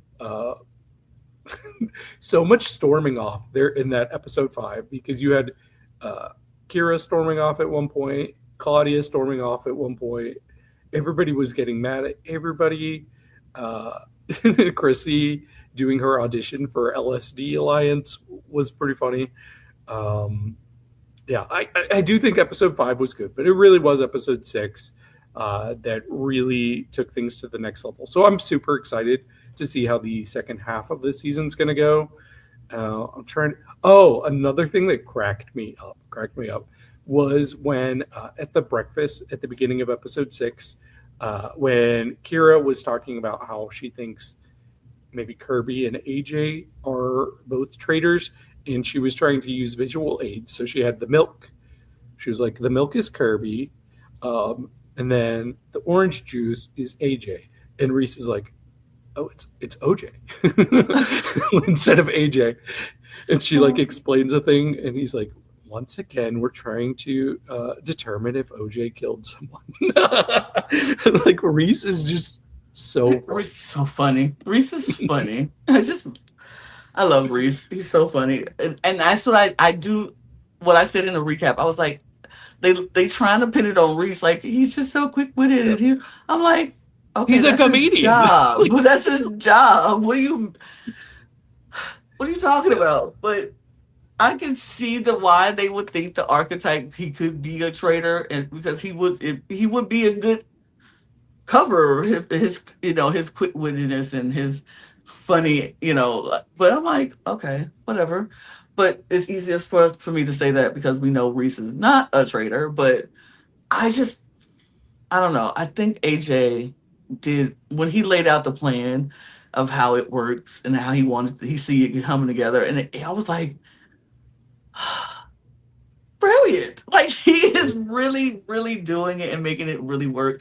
And I hope it happens. I want AJ to get recruited. I want AJ to win this game. I think he is playing phenomenally. And Alex is just like, I think she's so lucky to have like him pick her because like Kirby and Alvin were definitely coming after her. They were like, we might need to pull the plug.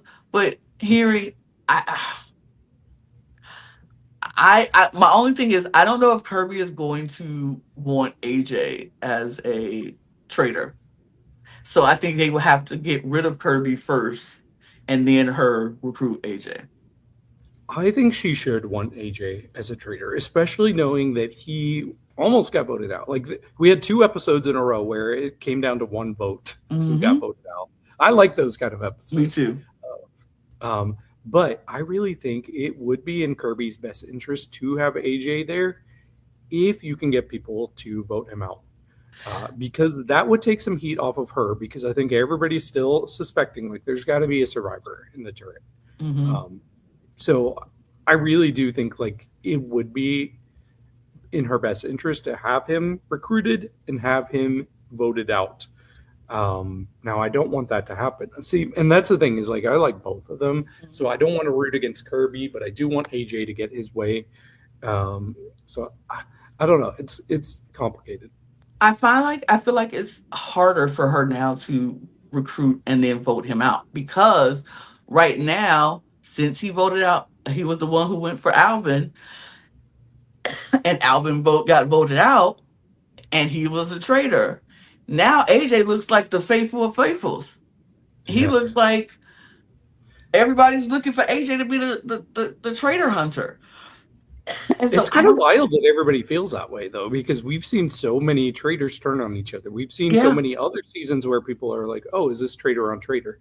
I'm surprised that didn't come up for anybody else. I didn't think that, but What It cracked might me be up. because sorry, it might be because he took Alvin off for a private conversation Hmm. explaining that he was going to go for him, and there's no way like a trader would do like there wouldn't be a reason Right, for a trader to be like, "Hey, other trader, just so you know, I'm going to go for right, you." exactly. Yeah, I think that was a good move on his part. He made it known that he was going to pull Alvin for a chat and all that stuff. I think it's interesting. Wait, my thing, and I said it on the recap that I found so funny. Tully girl, Tully was like, Al, it's not Alvin. You guys are clowns. You guys are a joke. How? And then when he turns out to be a traitor, I The knew biggest it. cheer.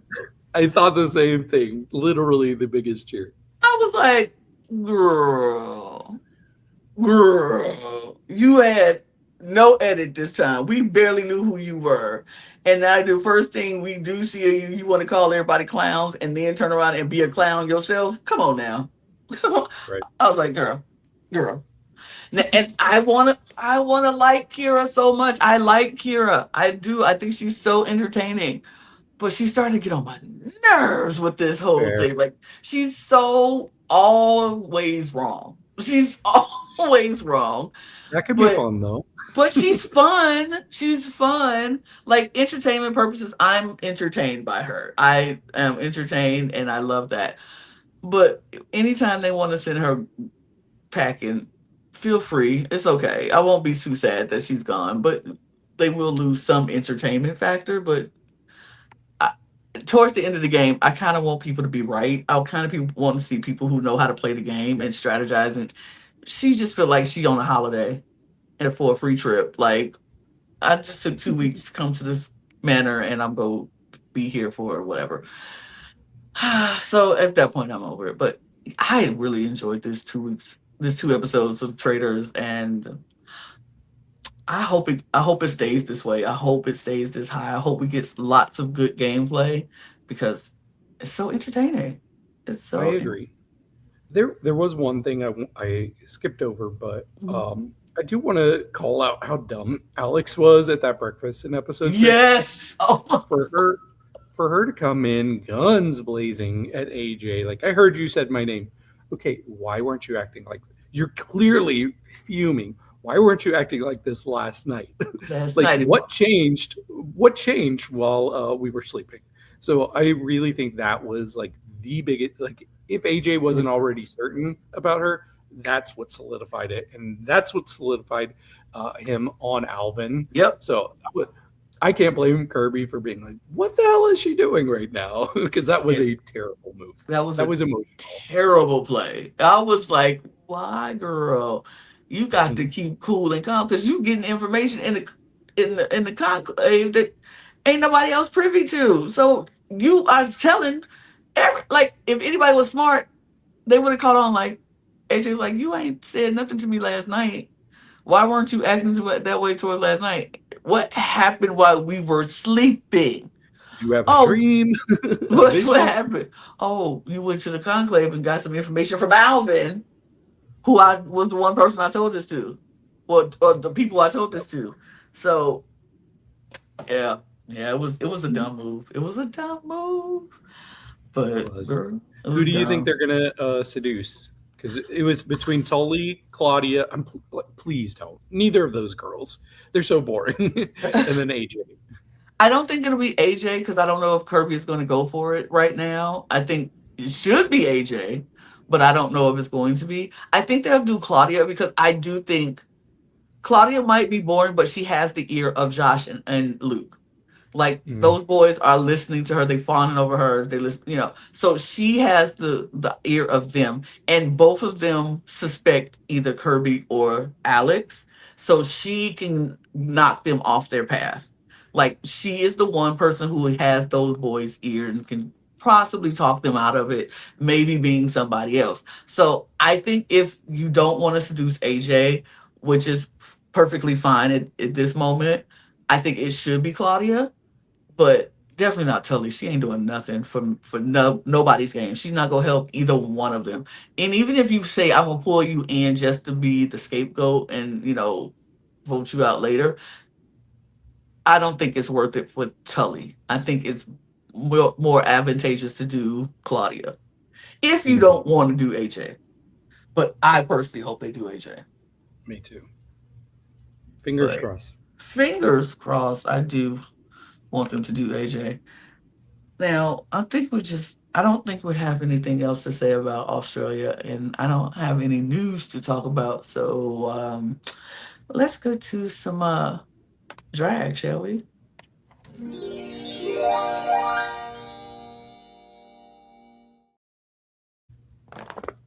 Yeah, we do have our first of many drag race episodes to talk about. And France is what we're going to start with. France. Mhm. Now, I did watch France because I was actually did my recap. I was on the recap panel for France. And so you can go check it out on the Cup Network. Check out me and Misha's takes on Drag Race France. But David, I would love to hear your take on Drag Race France. Yeah. Um, okay, I will say this week there's some weird judging in Drag Yep. Race, especially a couple of episodes. This one I didn't fully understand some of the or agree judging. with. Yes, yes, I did not agree with it. Um, I was so glad though that Lana at the beginning of the episode announced that the Golden Baguette was done. I think it kind of overstayed its welcome. Luckily, I was worried that that was going to be the reason we lost a front runner, but luckily it was a double Shantae last week, so we didn't lose one of our heavy hitters. Um, but yeah, we got our mini challenge. It was okay. They did their viral routines to in your head that the Nikki Doll song. That was fine.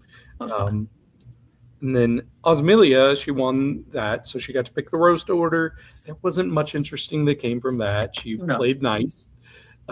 She wasn't like bad, good, like we'll see from somebody later on.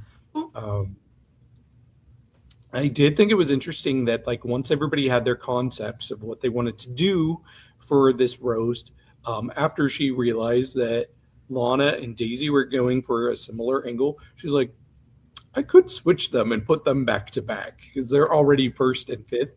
So I could Mm-hmm. make them like right back to back and make it awkward. But she didn't have the guts to do it. um, I did like the pictures of them in their like younger drag days or first drag First days. track. Mm-hmm. Yeah, I thought that was cute. And the letters to themselves. It almost felt like a finale. Some of the stuff we were getting in this Yeah. episode. But I mean, semifinal, right? Yeah, next Right. week's the Next finale. week's the So, finale. mhm. But the roast itself, The roast.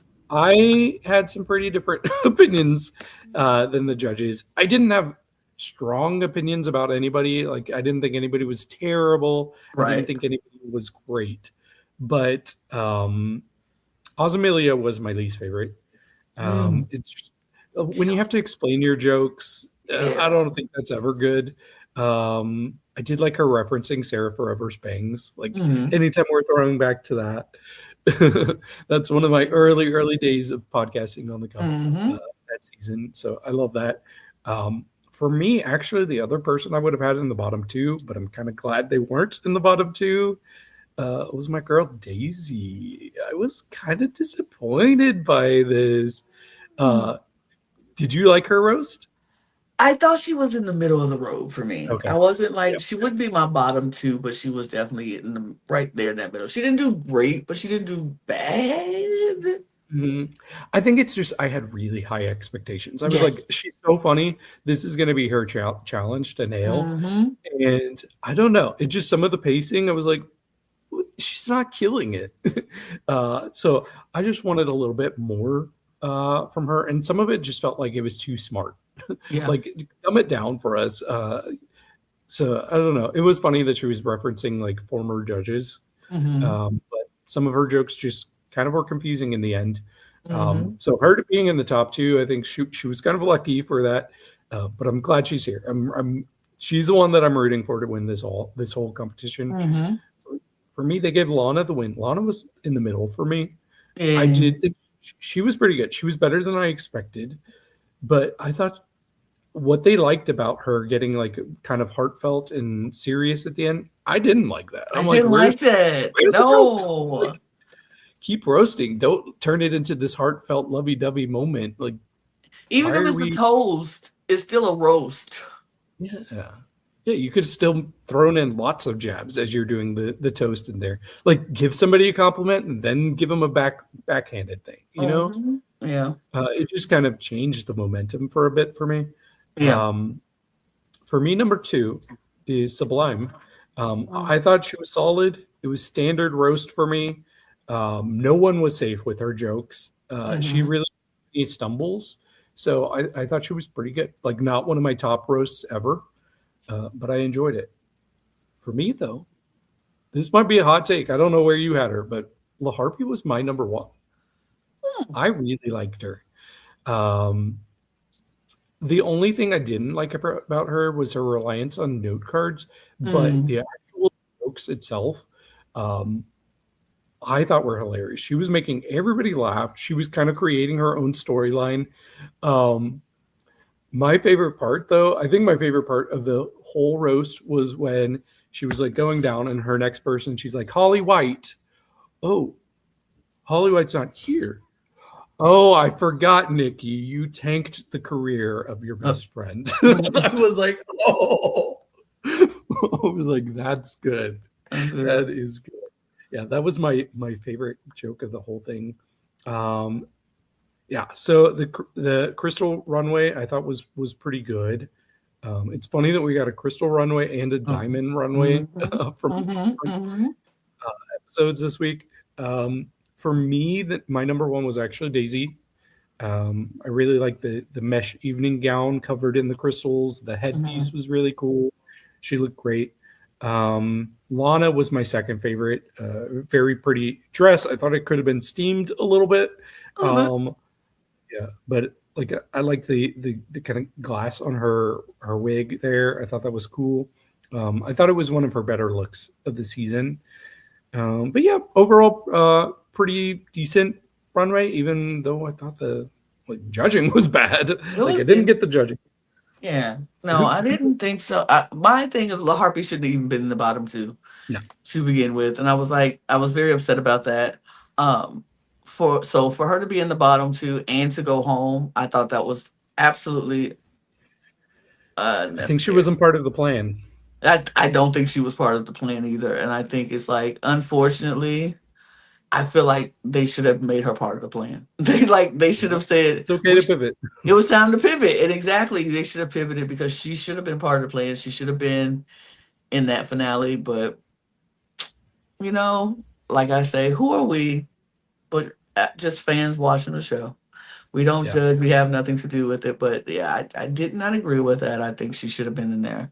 But What's kind of crazy about this season though is like I think you would agree. Like, there's been kind of this front runner energy for Ozymandias, Sublime, Daisy.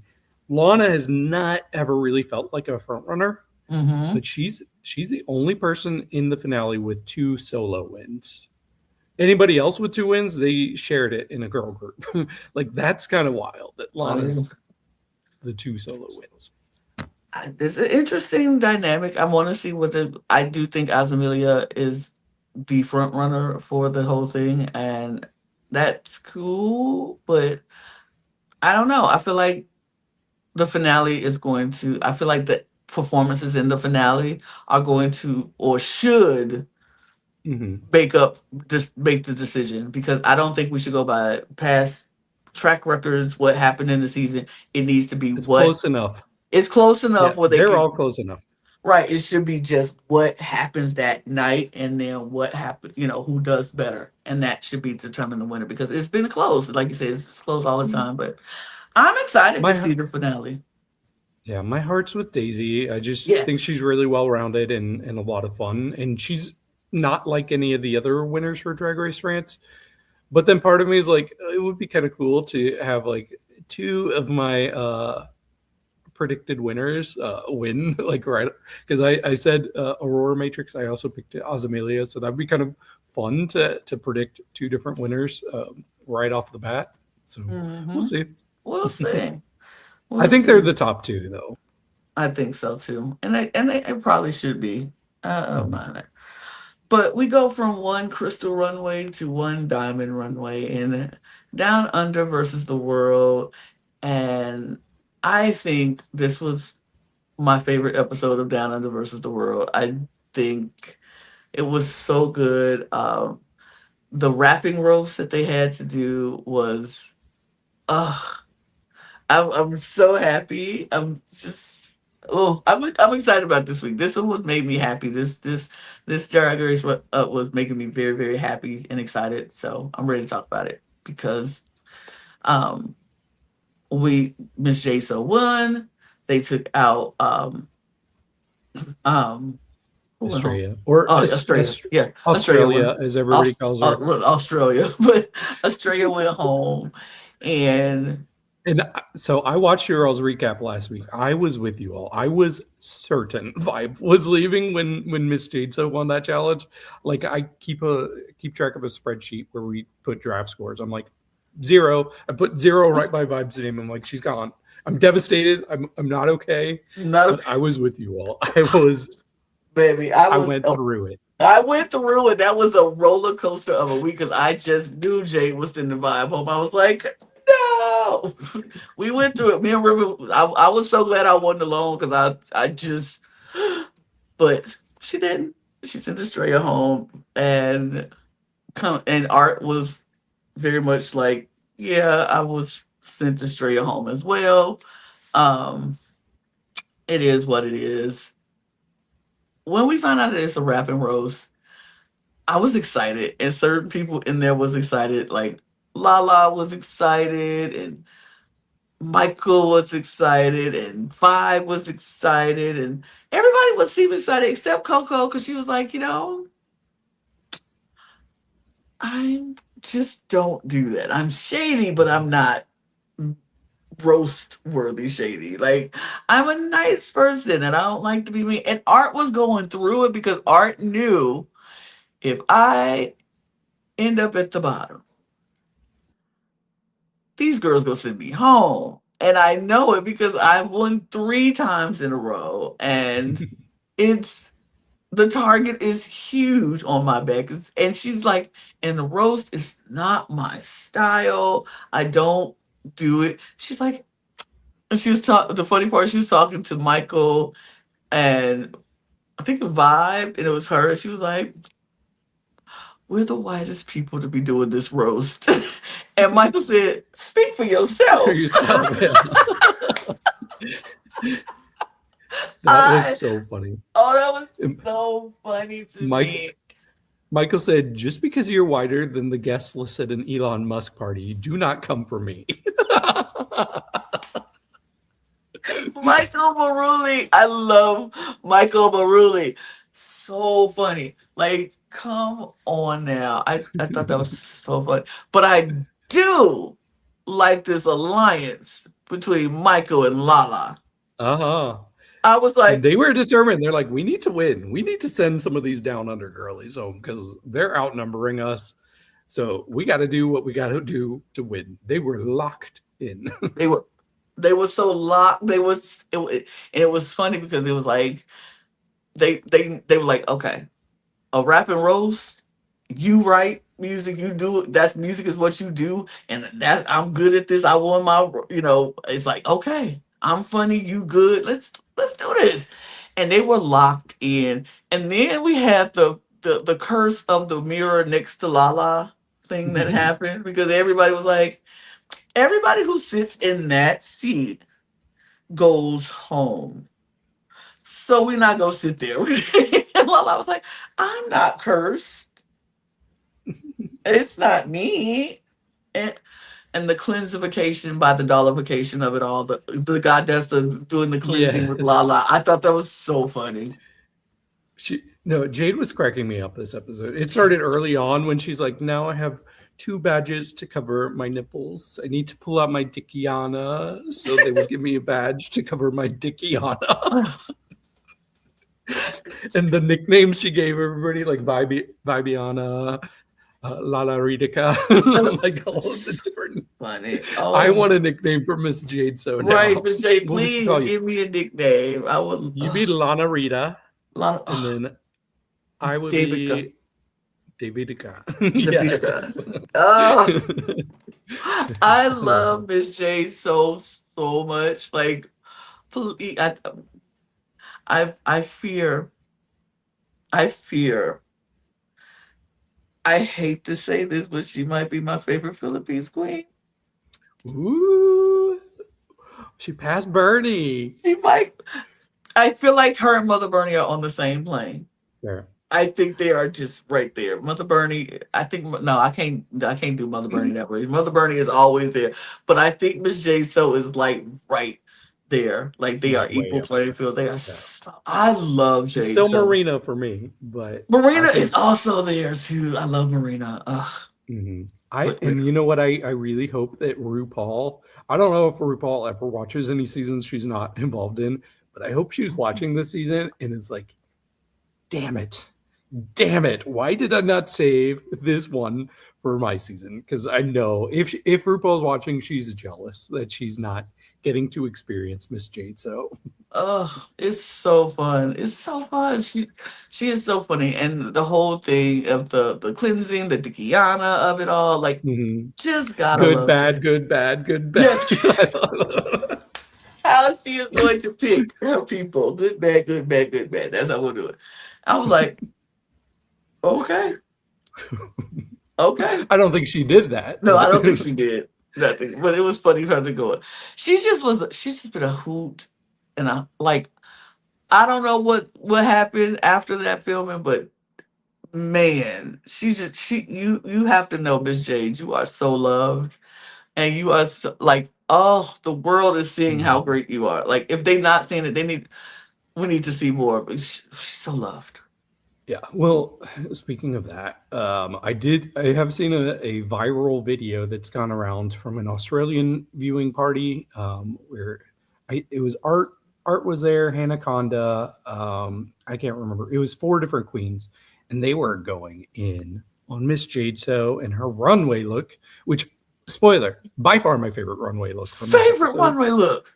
But they were like, this isn't a diamond. This is gold. It's the wrong category. Blah, blah, blah. And they were just being super shady. And it's kind of gone viral because people are not living for those queens and their attitude. In fact, one of those queens, the one that wasn't on Drag Race, she has this Instagram story that's also gone viral because she tagged Lala Ree and was being awful, awful to Lala Ree after this episode, talking about how untalented she is and all this crap for sending Coco home. Spoiler.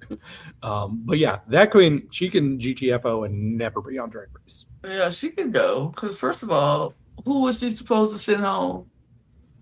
Either one was gonna be either Floor or Coco Jumbo. So I'm Right. sorry. I'm sorry. So what you saying is it's okay to send Floor home? Is that what you're saying? I guess so. Okay. Whatever. Anyway, untalented people. No, I don't know. I don't know if you're untalented, but haters, haters. Haters. Because the diamonds could be colors. They do have colored Exactly. diamonds. We have Yep. pink diamonds, blue diamonds, gold diamonds. It Mm-hmm. could be things, whatever. I thought Jay had the best look on the runway because Yeah. that's by far my favorite looks. So Oh yeah, it's one of my favorite looks of the year, honestly. it will definitely make my top list of runway looks this year. It's going to be up there because it's so good. But let's talk about this roast because man, this roast was good. I enjoyed this roast. I feel like this was one of my good ones. And even the ones who didn't do so great, I don't think anybody did bad. I just think it wasn't as good as some of the others. But I totally agree with the top three that the judges picked for the highest of the highs because Michael, Lala, and Vibe absolutely smashed this. Absolutely. I laughed so hard at Michael. I laughed harder at Michael's, the jokes and the way she did.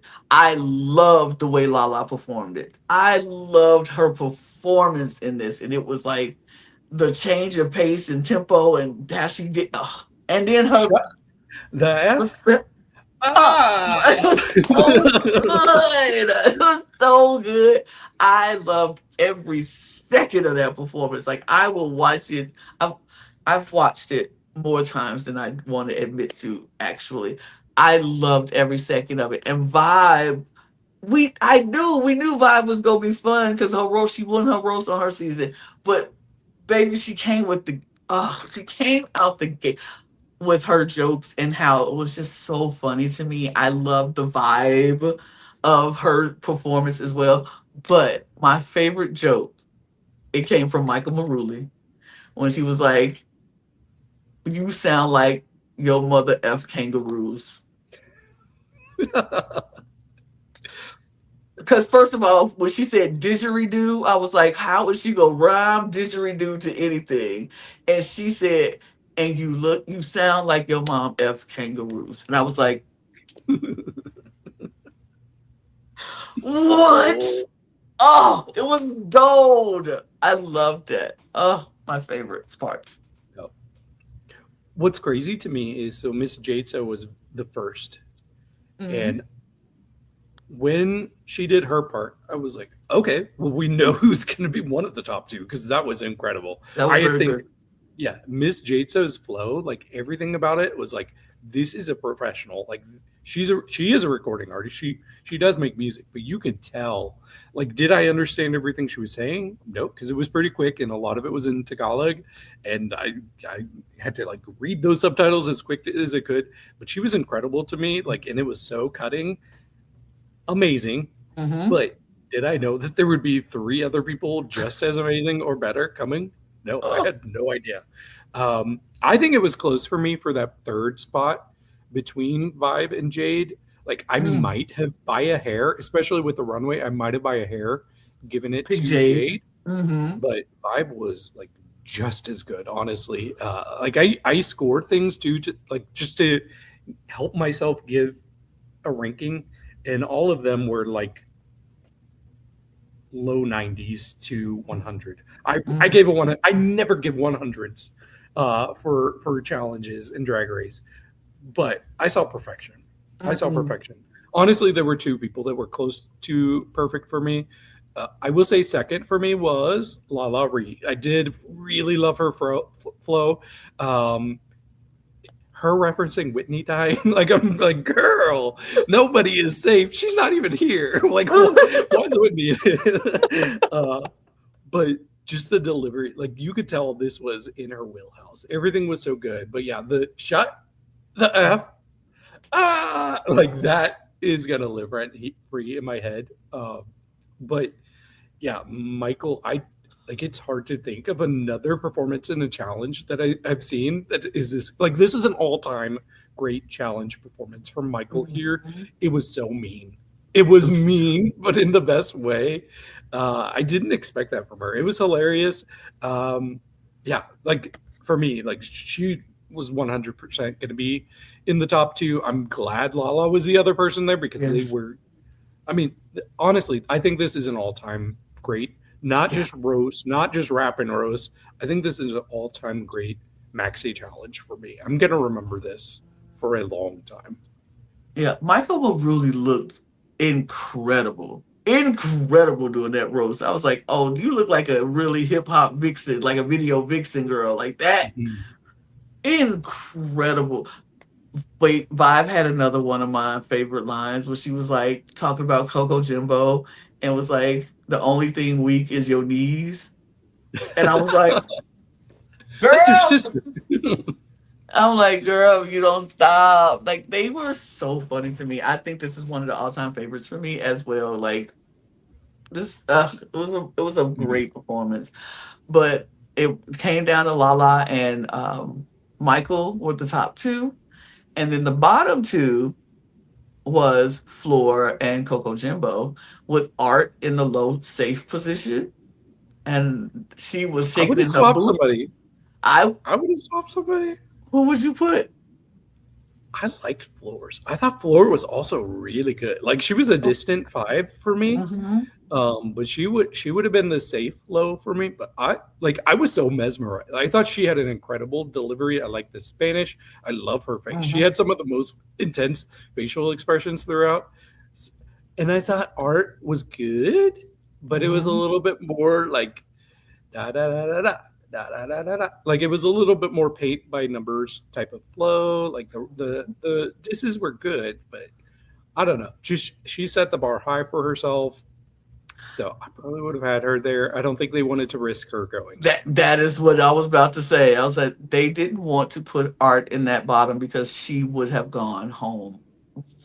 No questions asked. Like neither Mhm. one of Lala or Michael would have saved Art because both of them are like thinking game mode, like very much so. And so I don't think they wanted to risk that because they want Art at the end, but Art was the worst, and I would have had her in the bottom too. Yeah, And I would have been, she probably would have had to go home for me, but that didn't happen because we it had a would have been a really, gag. it would have been a We don't need a gag. gag. We don't get gags like that. We used to get those more often in All Stars, but we're due for one. Like We're let her due go for if a she. gag. That's how the cookie crumbles. Like Right, I'm like okay. sometimes it just is. You peaked early and now they coming after you. It's Well, she I wouldn't would have have had all loved to those see. wins if I was judging. Ooh, period. Period. But Definitely not last week. Michael was robbed. Michael was right. Michael was robbed for sure. I was like, okay, okay. But the lip sync between Michael and Lala was good. I thought it was really, really good. They both were in it. They knew their words, and it was a good lip sync. And I was happy with it.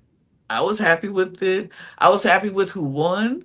I thought Lala was did edge Michael out a little bit, but yeah, I was happy with it. Mhm. Yeah, I like a good close lip sync where it still feels like you're getting the right call, and I think that's what Yes. we got here. There were a few things in Untucked that were also kind of funny for me, like Miss Jatso just hanging out in that cloak with her hands just sticking out. I thought that was funny. And then when Lala was talking to Floor, she's like, "Sit, madam." Like she was going hard at Floor. And you could just tell Floor was vulnerable. She was like, but she did promise her earrings, so I hope next week she give her earrings because she said she'll take it if she Did you stays. did you think she was gonna save her? A little piece of me thought she wasn't. I didn't think she was going to save her. I was like, I don't know. But I also felt when she was talking about Coco and Vibe that she was kind of under the thing of we need to break these two up. So part of me was like she could go Coco Jimbo, but another part was like it could be Floor because of all the crap she talked about her in the beginning. So it could be. Mm-hmm. I don't know. I love Floor when she was like, "I promise I'll look out for you." And Lala was like, "Have you been telling that to everybody?" And Floor's like, "Yes, I have, but they still pull my lipstick. Three of them pulled my lipstick, so I'm waiting for somebody to not pull my lipstick so I can be loyal to them." I was I like, think "That's actually that's smart." smart. I think Floor meant that too. I think we'll see that. Like I'm gonna return the favor. If you scratch my back, I'll scratch yours. So and Floor can win. So it's Hmm. possible. I think it will be interesting. I want to see what happens because Lala did say Floor, and after the lip sync, and she gets Coco Jumbo went home. It was sad because Vibe was devastated, but Yeah, I I, it felt I like her time. it felt yeah, Kind of. it felt almost correct in this aspect. I loved how she went in. She was like, "Vibe, don't worry, I'll water the flowers and you know keep walk the dog and water the flowers and keep everything warm for you." Now I'm heading out. I I think they had to do that. I think it was the right move. It had to break up these duos, and yeah. And I love the maniacal laugh on the way out, just like the never ending.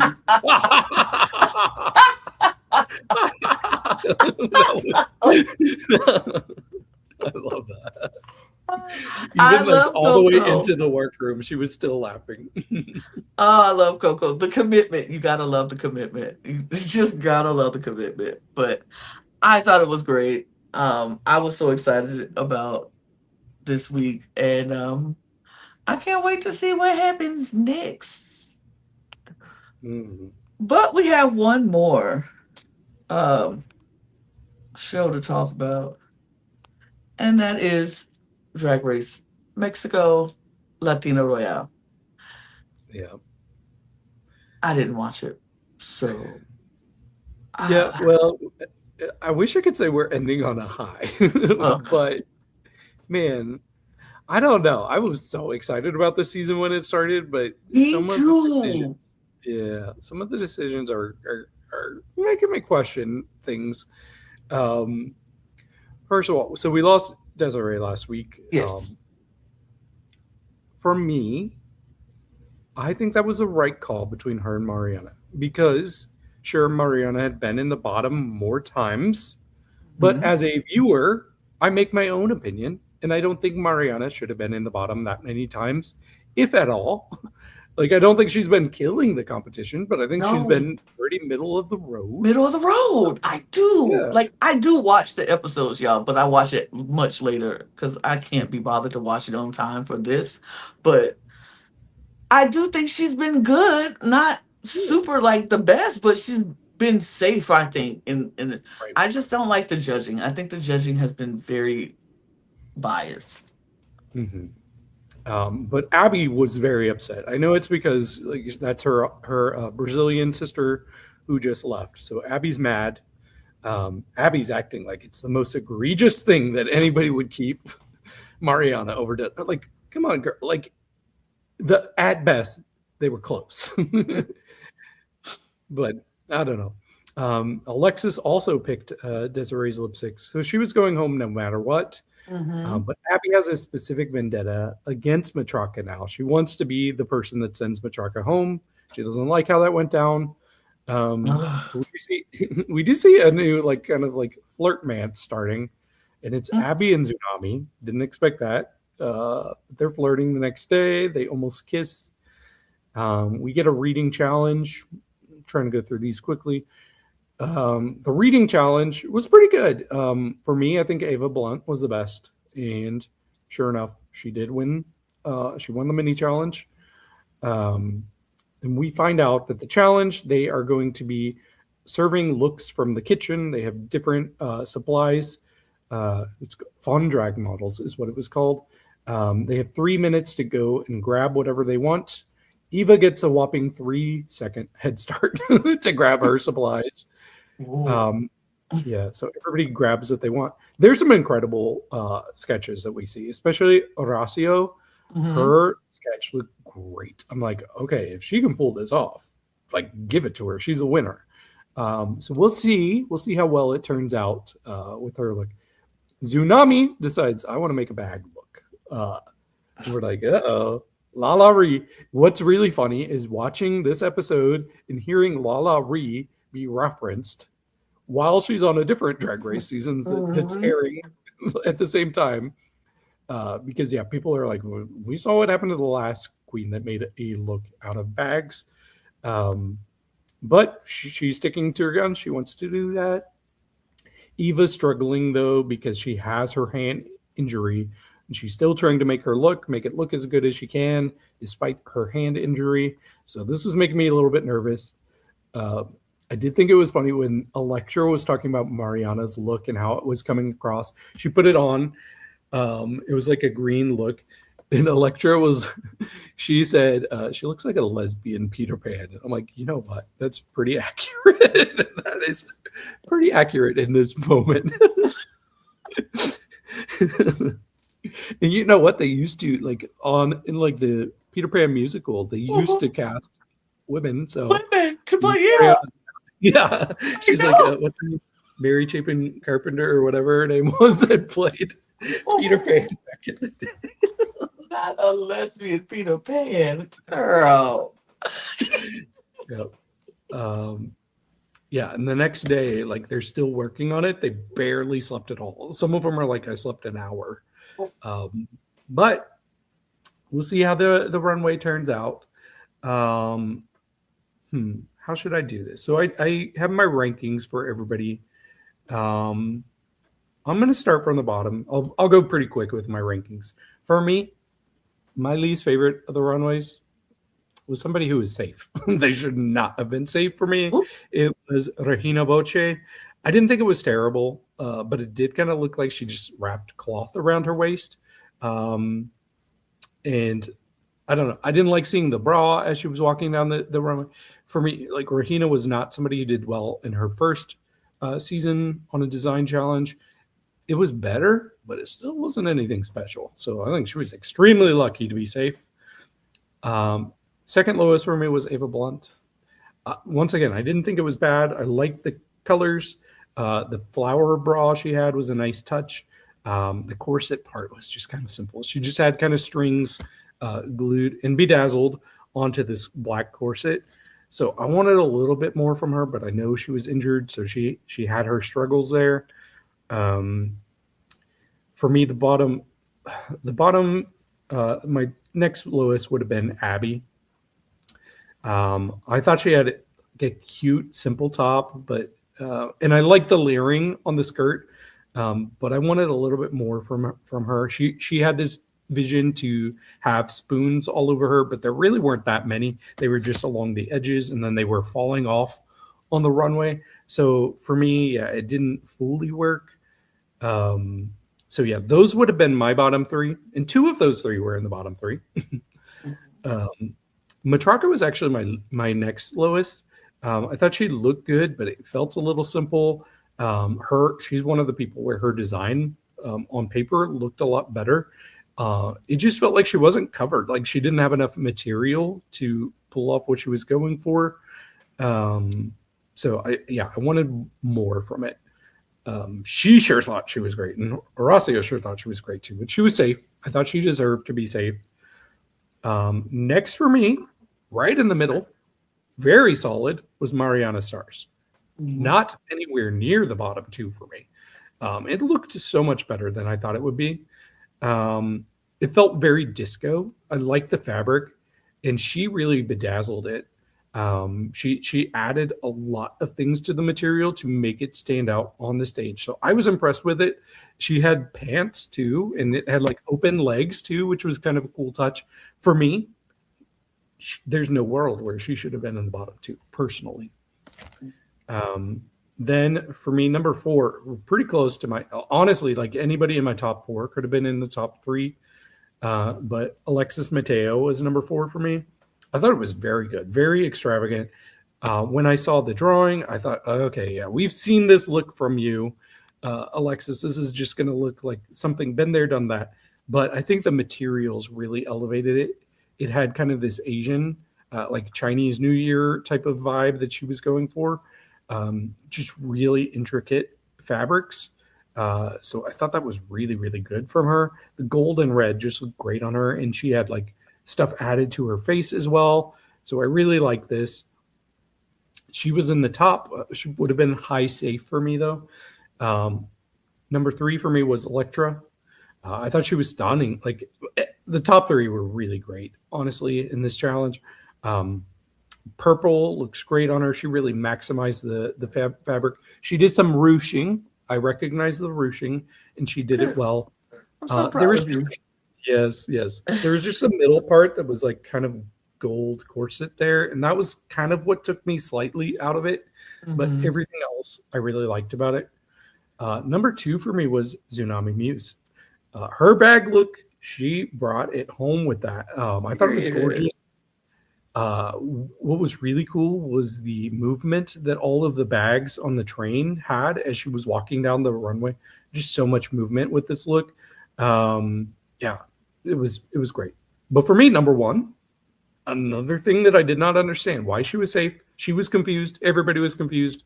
Horacio Potasio, I really loved her look. Uh, she created this textured dress with ruching as well. And it was so cool. And then she had like these golden, like she had painted these flowers golden that were kind of like coming out in the top. It just looked really, really cool. She should be super proud of it. I know she loved it too. Yeah, like at the very least, River says it. At the very least, she should have been top three. The fact that she wasn't in the top three was crazy to me. For me, she was my winner. But we did get our judging. Really, the things that threw me off was Horacio not being in the top and Mariana being in the bottom. Not only the bottom, but the bottom two. Once again. At this point, they need to just send her home if they're not going to treat her fairly. Like, stop playing in her face. Yeah, you would think so. But I do think it was one of the stronger unconventional design challenges. Yeah, it almost feels like they have a weird grudge against Mariana. Like, did she say something? Like, They I don't do have a grudge with her, and it's outside stuff that happened with Mariana that she has a problem with. They had an issue with Tyga, and Lolita has an issue with her. And so I'm like, if that was the case, if y'all had some outside beef with her, don't put her on the season, because y'all playing, or y'all need to squash that beef, or it just be judges and neutral, because I don't care what happens outside. What they doing, if like the stuff that I've seen, I don't think Mariana should always be at the bottom. She should be perfectly safe in some stuff. And I didn't watch this week's, but this just it's starting to get old. It's starting to get stale. It's like either send her home and get her out of this misery, or stop playing in her face and judge her fairly. Mm-hmm. I agree. In Untucked, we did see Horacio talk about like, oh yeah, I should have been in the top.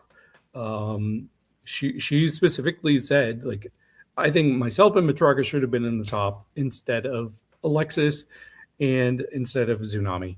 Like we should have been there instead. Matraka, she also fessed up and she's like, yeah, I was saying that too, because Alexis wasn't having it. She was like, why are you tearing me down? Like, what did I do? If you're upset with the judging, that's one thing. You don't need to tear me down to lift yourself up, which is accurate. It's fair. Yeah. We had our conversations because our top two is Electra and Tsunami. And so they had conversations with Ava and Mariana. So, of course, I don't want Ava to go. But Ava was almost giving permission to the other queen. She's like, no, I totally get it if you want to send me home, because I know I've been doing well. Like, it would make sense. I won't be mad. Like, I'm like, girl, well, you got to fight for it. Don't give them permission.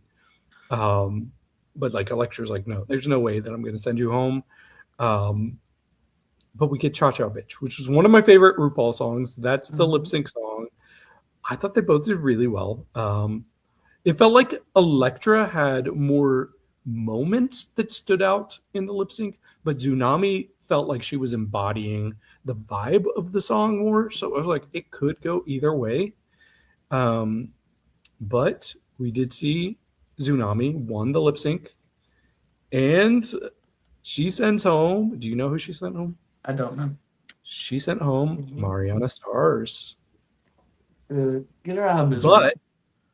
But Lolita takes her lottery card and she's like, I want to give you another chance.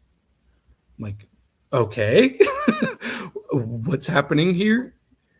And then we see Christian Peralta is the guest judge. She's like, if I save you, are you going to fight for this, Mariana? Mariana's like, yeah, of course. Like, yeah, you want to be here. So Christian pulls up her lottery card. And then sure enough, Tyga pulls out her lottery card. So after putting her in the bottom two 4 weeks in a row, these judges just saved Mariana Stars. My immediate thought is the people who have been bullying, because it feels like bullying at this point. People who have been bullying Mariana Stars are not ready to quit. They want to keep bullying her. They're like, nope, who else are we going to pick on? You have to stay. this made no sense. Like, put the girl out of her misery if you're going to constantly be mistreating her. It was insane, insane. Oh my God. That's so, oh my God. Y'all, this is my life. I did not know any of this. And I'm pissed off. Like, what do you Yeah, mean? You go sit there and put her in the bottom all these weeks, and playing then in her face. playing in her face, and then you go sit there and play some more and say, "Oh, I'm going to save her," and then and then keep her there so she can continue. That's so sick. Yeah. That's so sick to me. No, I don't like that. I don't Yeah, like it's that. weird. It's weird and complicated, and I know that, like, a lot of, especially like US drag queens, are mad that Mariana's there, but they're mad because they think she's been circling the drain. She's not good. She needs to go. That's not why I'm That's mad. not Like, fair. yeah, No, it's not. That's not it. It's not that. actually, yeah, you are so right. River says at this point it's a humiliation ritual. That's what it feels like, It feels like a because humiliation ritual. it really, like, I want her put out of her misery if you're not going to judge her like Fairly. fair, because they haven't been. So I don't know. Maybe we're going to get a great redemption story. It almost feels like that's what they're wanting to set up. The way that they're like, "Are you going to fight for it if we save you?" Like, she's been fighting. She did. She's been doing good. Like, has she been doing great? No. But I don't know. I'm confused. I'm happy for Mariana because she wants to stay. I just don't want to see more of the same. I'm going to be so pissed off if she's in the bottom two again next week. Yeah, But it wouldn't surprise me. it would not. I just, that's so shocking to me. And I'm glad I know this now before I watch the episode. So I'm not like completely pissed off again because that's annoying. That is 100% annoying. I'm so over that. Like, why? Why would you do that? Mariana girl, I'm sorry. I'm so Yeah. sorry. I I'm just, let's go to news.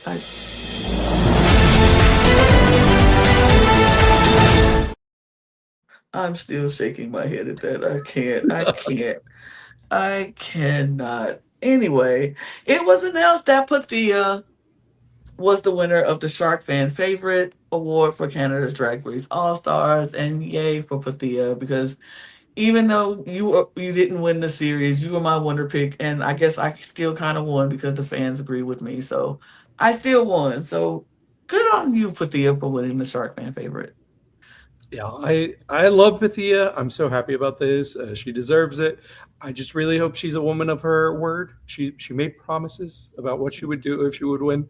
So it's time to post that poll, Pythia. We're ready for it. Everybody's waiting. What's the poll again? I didn't hear what she promised. Her poll, POLE. Oh, Yes, it's time to well then post a put poll. well then put the you got to do what you got to do now. You promised. So tell us, tell the fans what they got to do to see that your We poll. already did it. Yeah, we already did it. We voted. We voted now. Well, where you go? Where are you going to put this poll? Yes, Where show us the what? Dickiana. Yeah, what outlet are we going to see it? Because people are waiting. So good on you.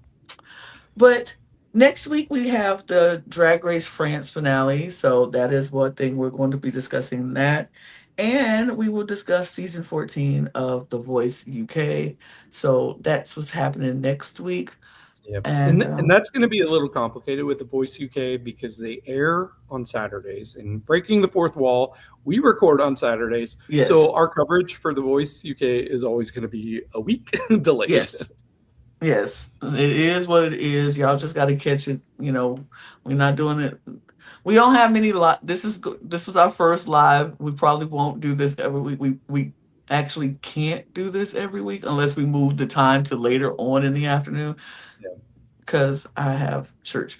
But we can't go live every week. But we might surprise y'all with some pop-up lives for Reality Roundup sometimes. We'll see. But for sure check out the week. The voice is, y'all know it's gonna be a week behind, so just deal with that. Bear Can't with wait to see us. Kelly. I love Yes. Kelly as a judge on X Factor, so I'm excited to see Kelly Rowland on The Voice. It's gonna be fun. That'll be fun. And that's gonna do it. I appreciate y'all who stuck around with us this whole time. We appreciate y'all so much, so much love. And those who came in and left, we still appreciate you too. And if you're watching this after the fact, please, thank you so much for watching. Subscribe to this channel if you haven't done so already. We're trying to get 1,000 new subscribers by the end of the year, so we would really appreciate your help. Subscribe to all the channels in the Cup Network. Our drag channel is doing great things. Our ESC channel is coming back. They're posting stuff over there as well now. So please subscribe to all the channels as well. All the links will be in the description below in our link tree, as well as our audio podcast links in our Patreon. All of our socials at the Cup Pod on Twitter, Instagram, TikTok, and Blue Sky. Instagram has their own official Cup TV page at the cup.tv. Don't forget to get your merch. I didn't even go get it before I left, but when I left, I went to the bathroom. I didn't get it. But do get the merch at lanagcreations.etsy.com. That link is in the description below. And the QR code is over there. So we've done it. We're trying to get we're doing it. We're doing it. We're getting shorter with our time. It's less shows, shorter time, but we're still working on it. So we appreciate you. Thanks so much. And cheers, y'all. Bye. Cheers.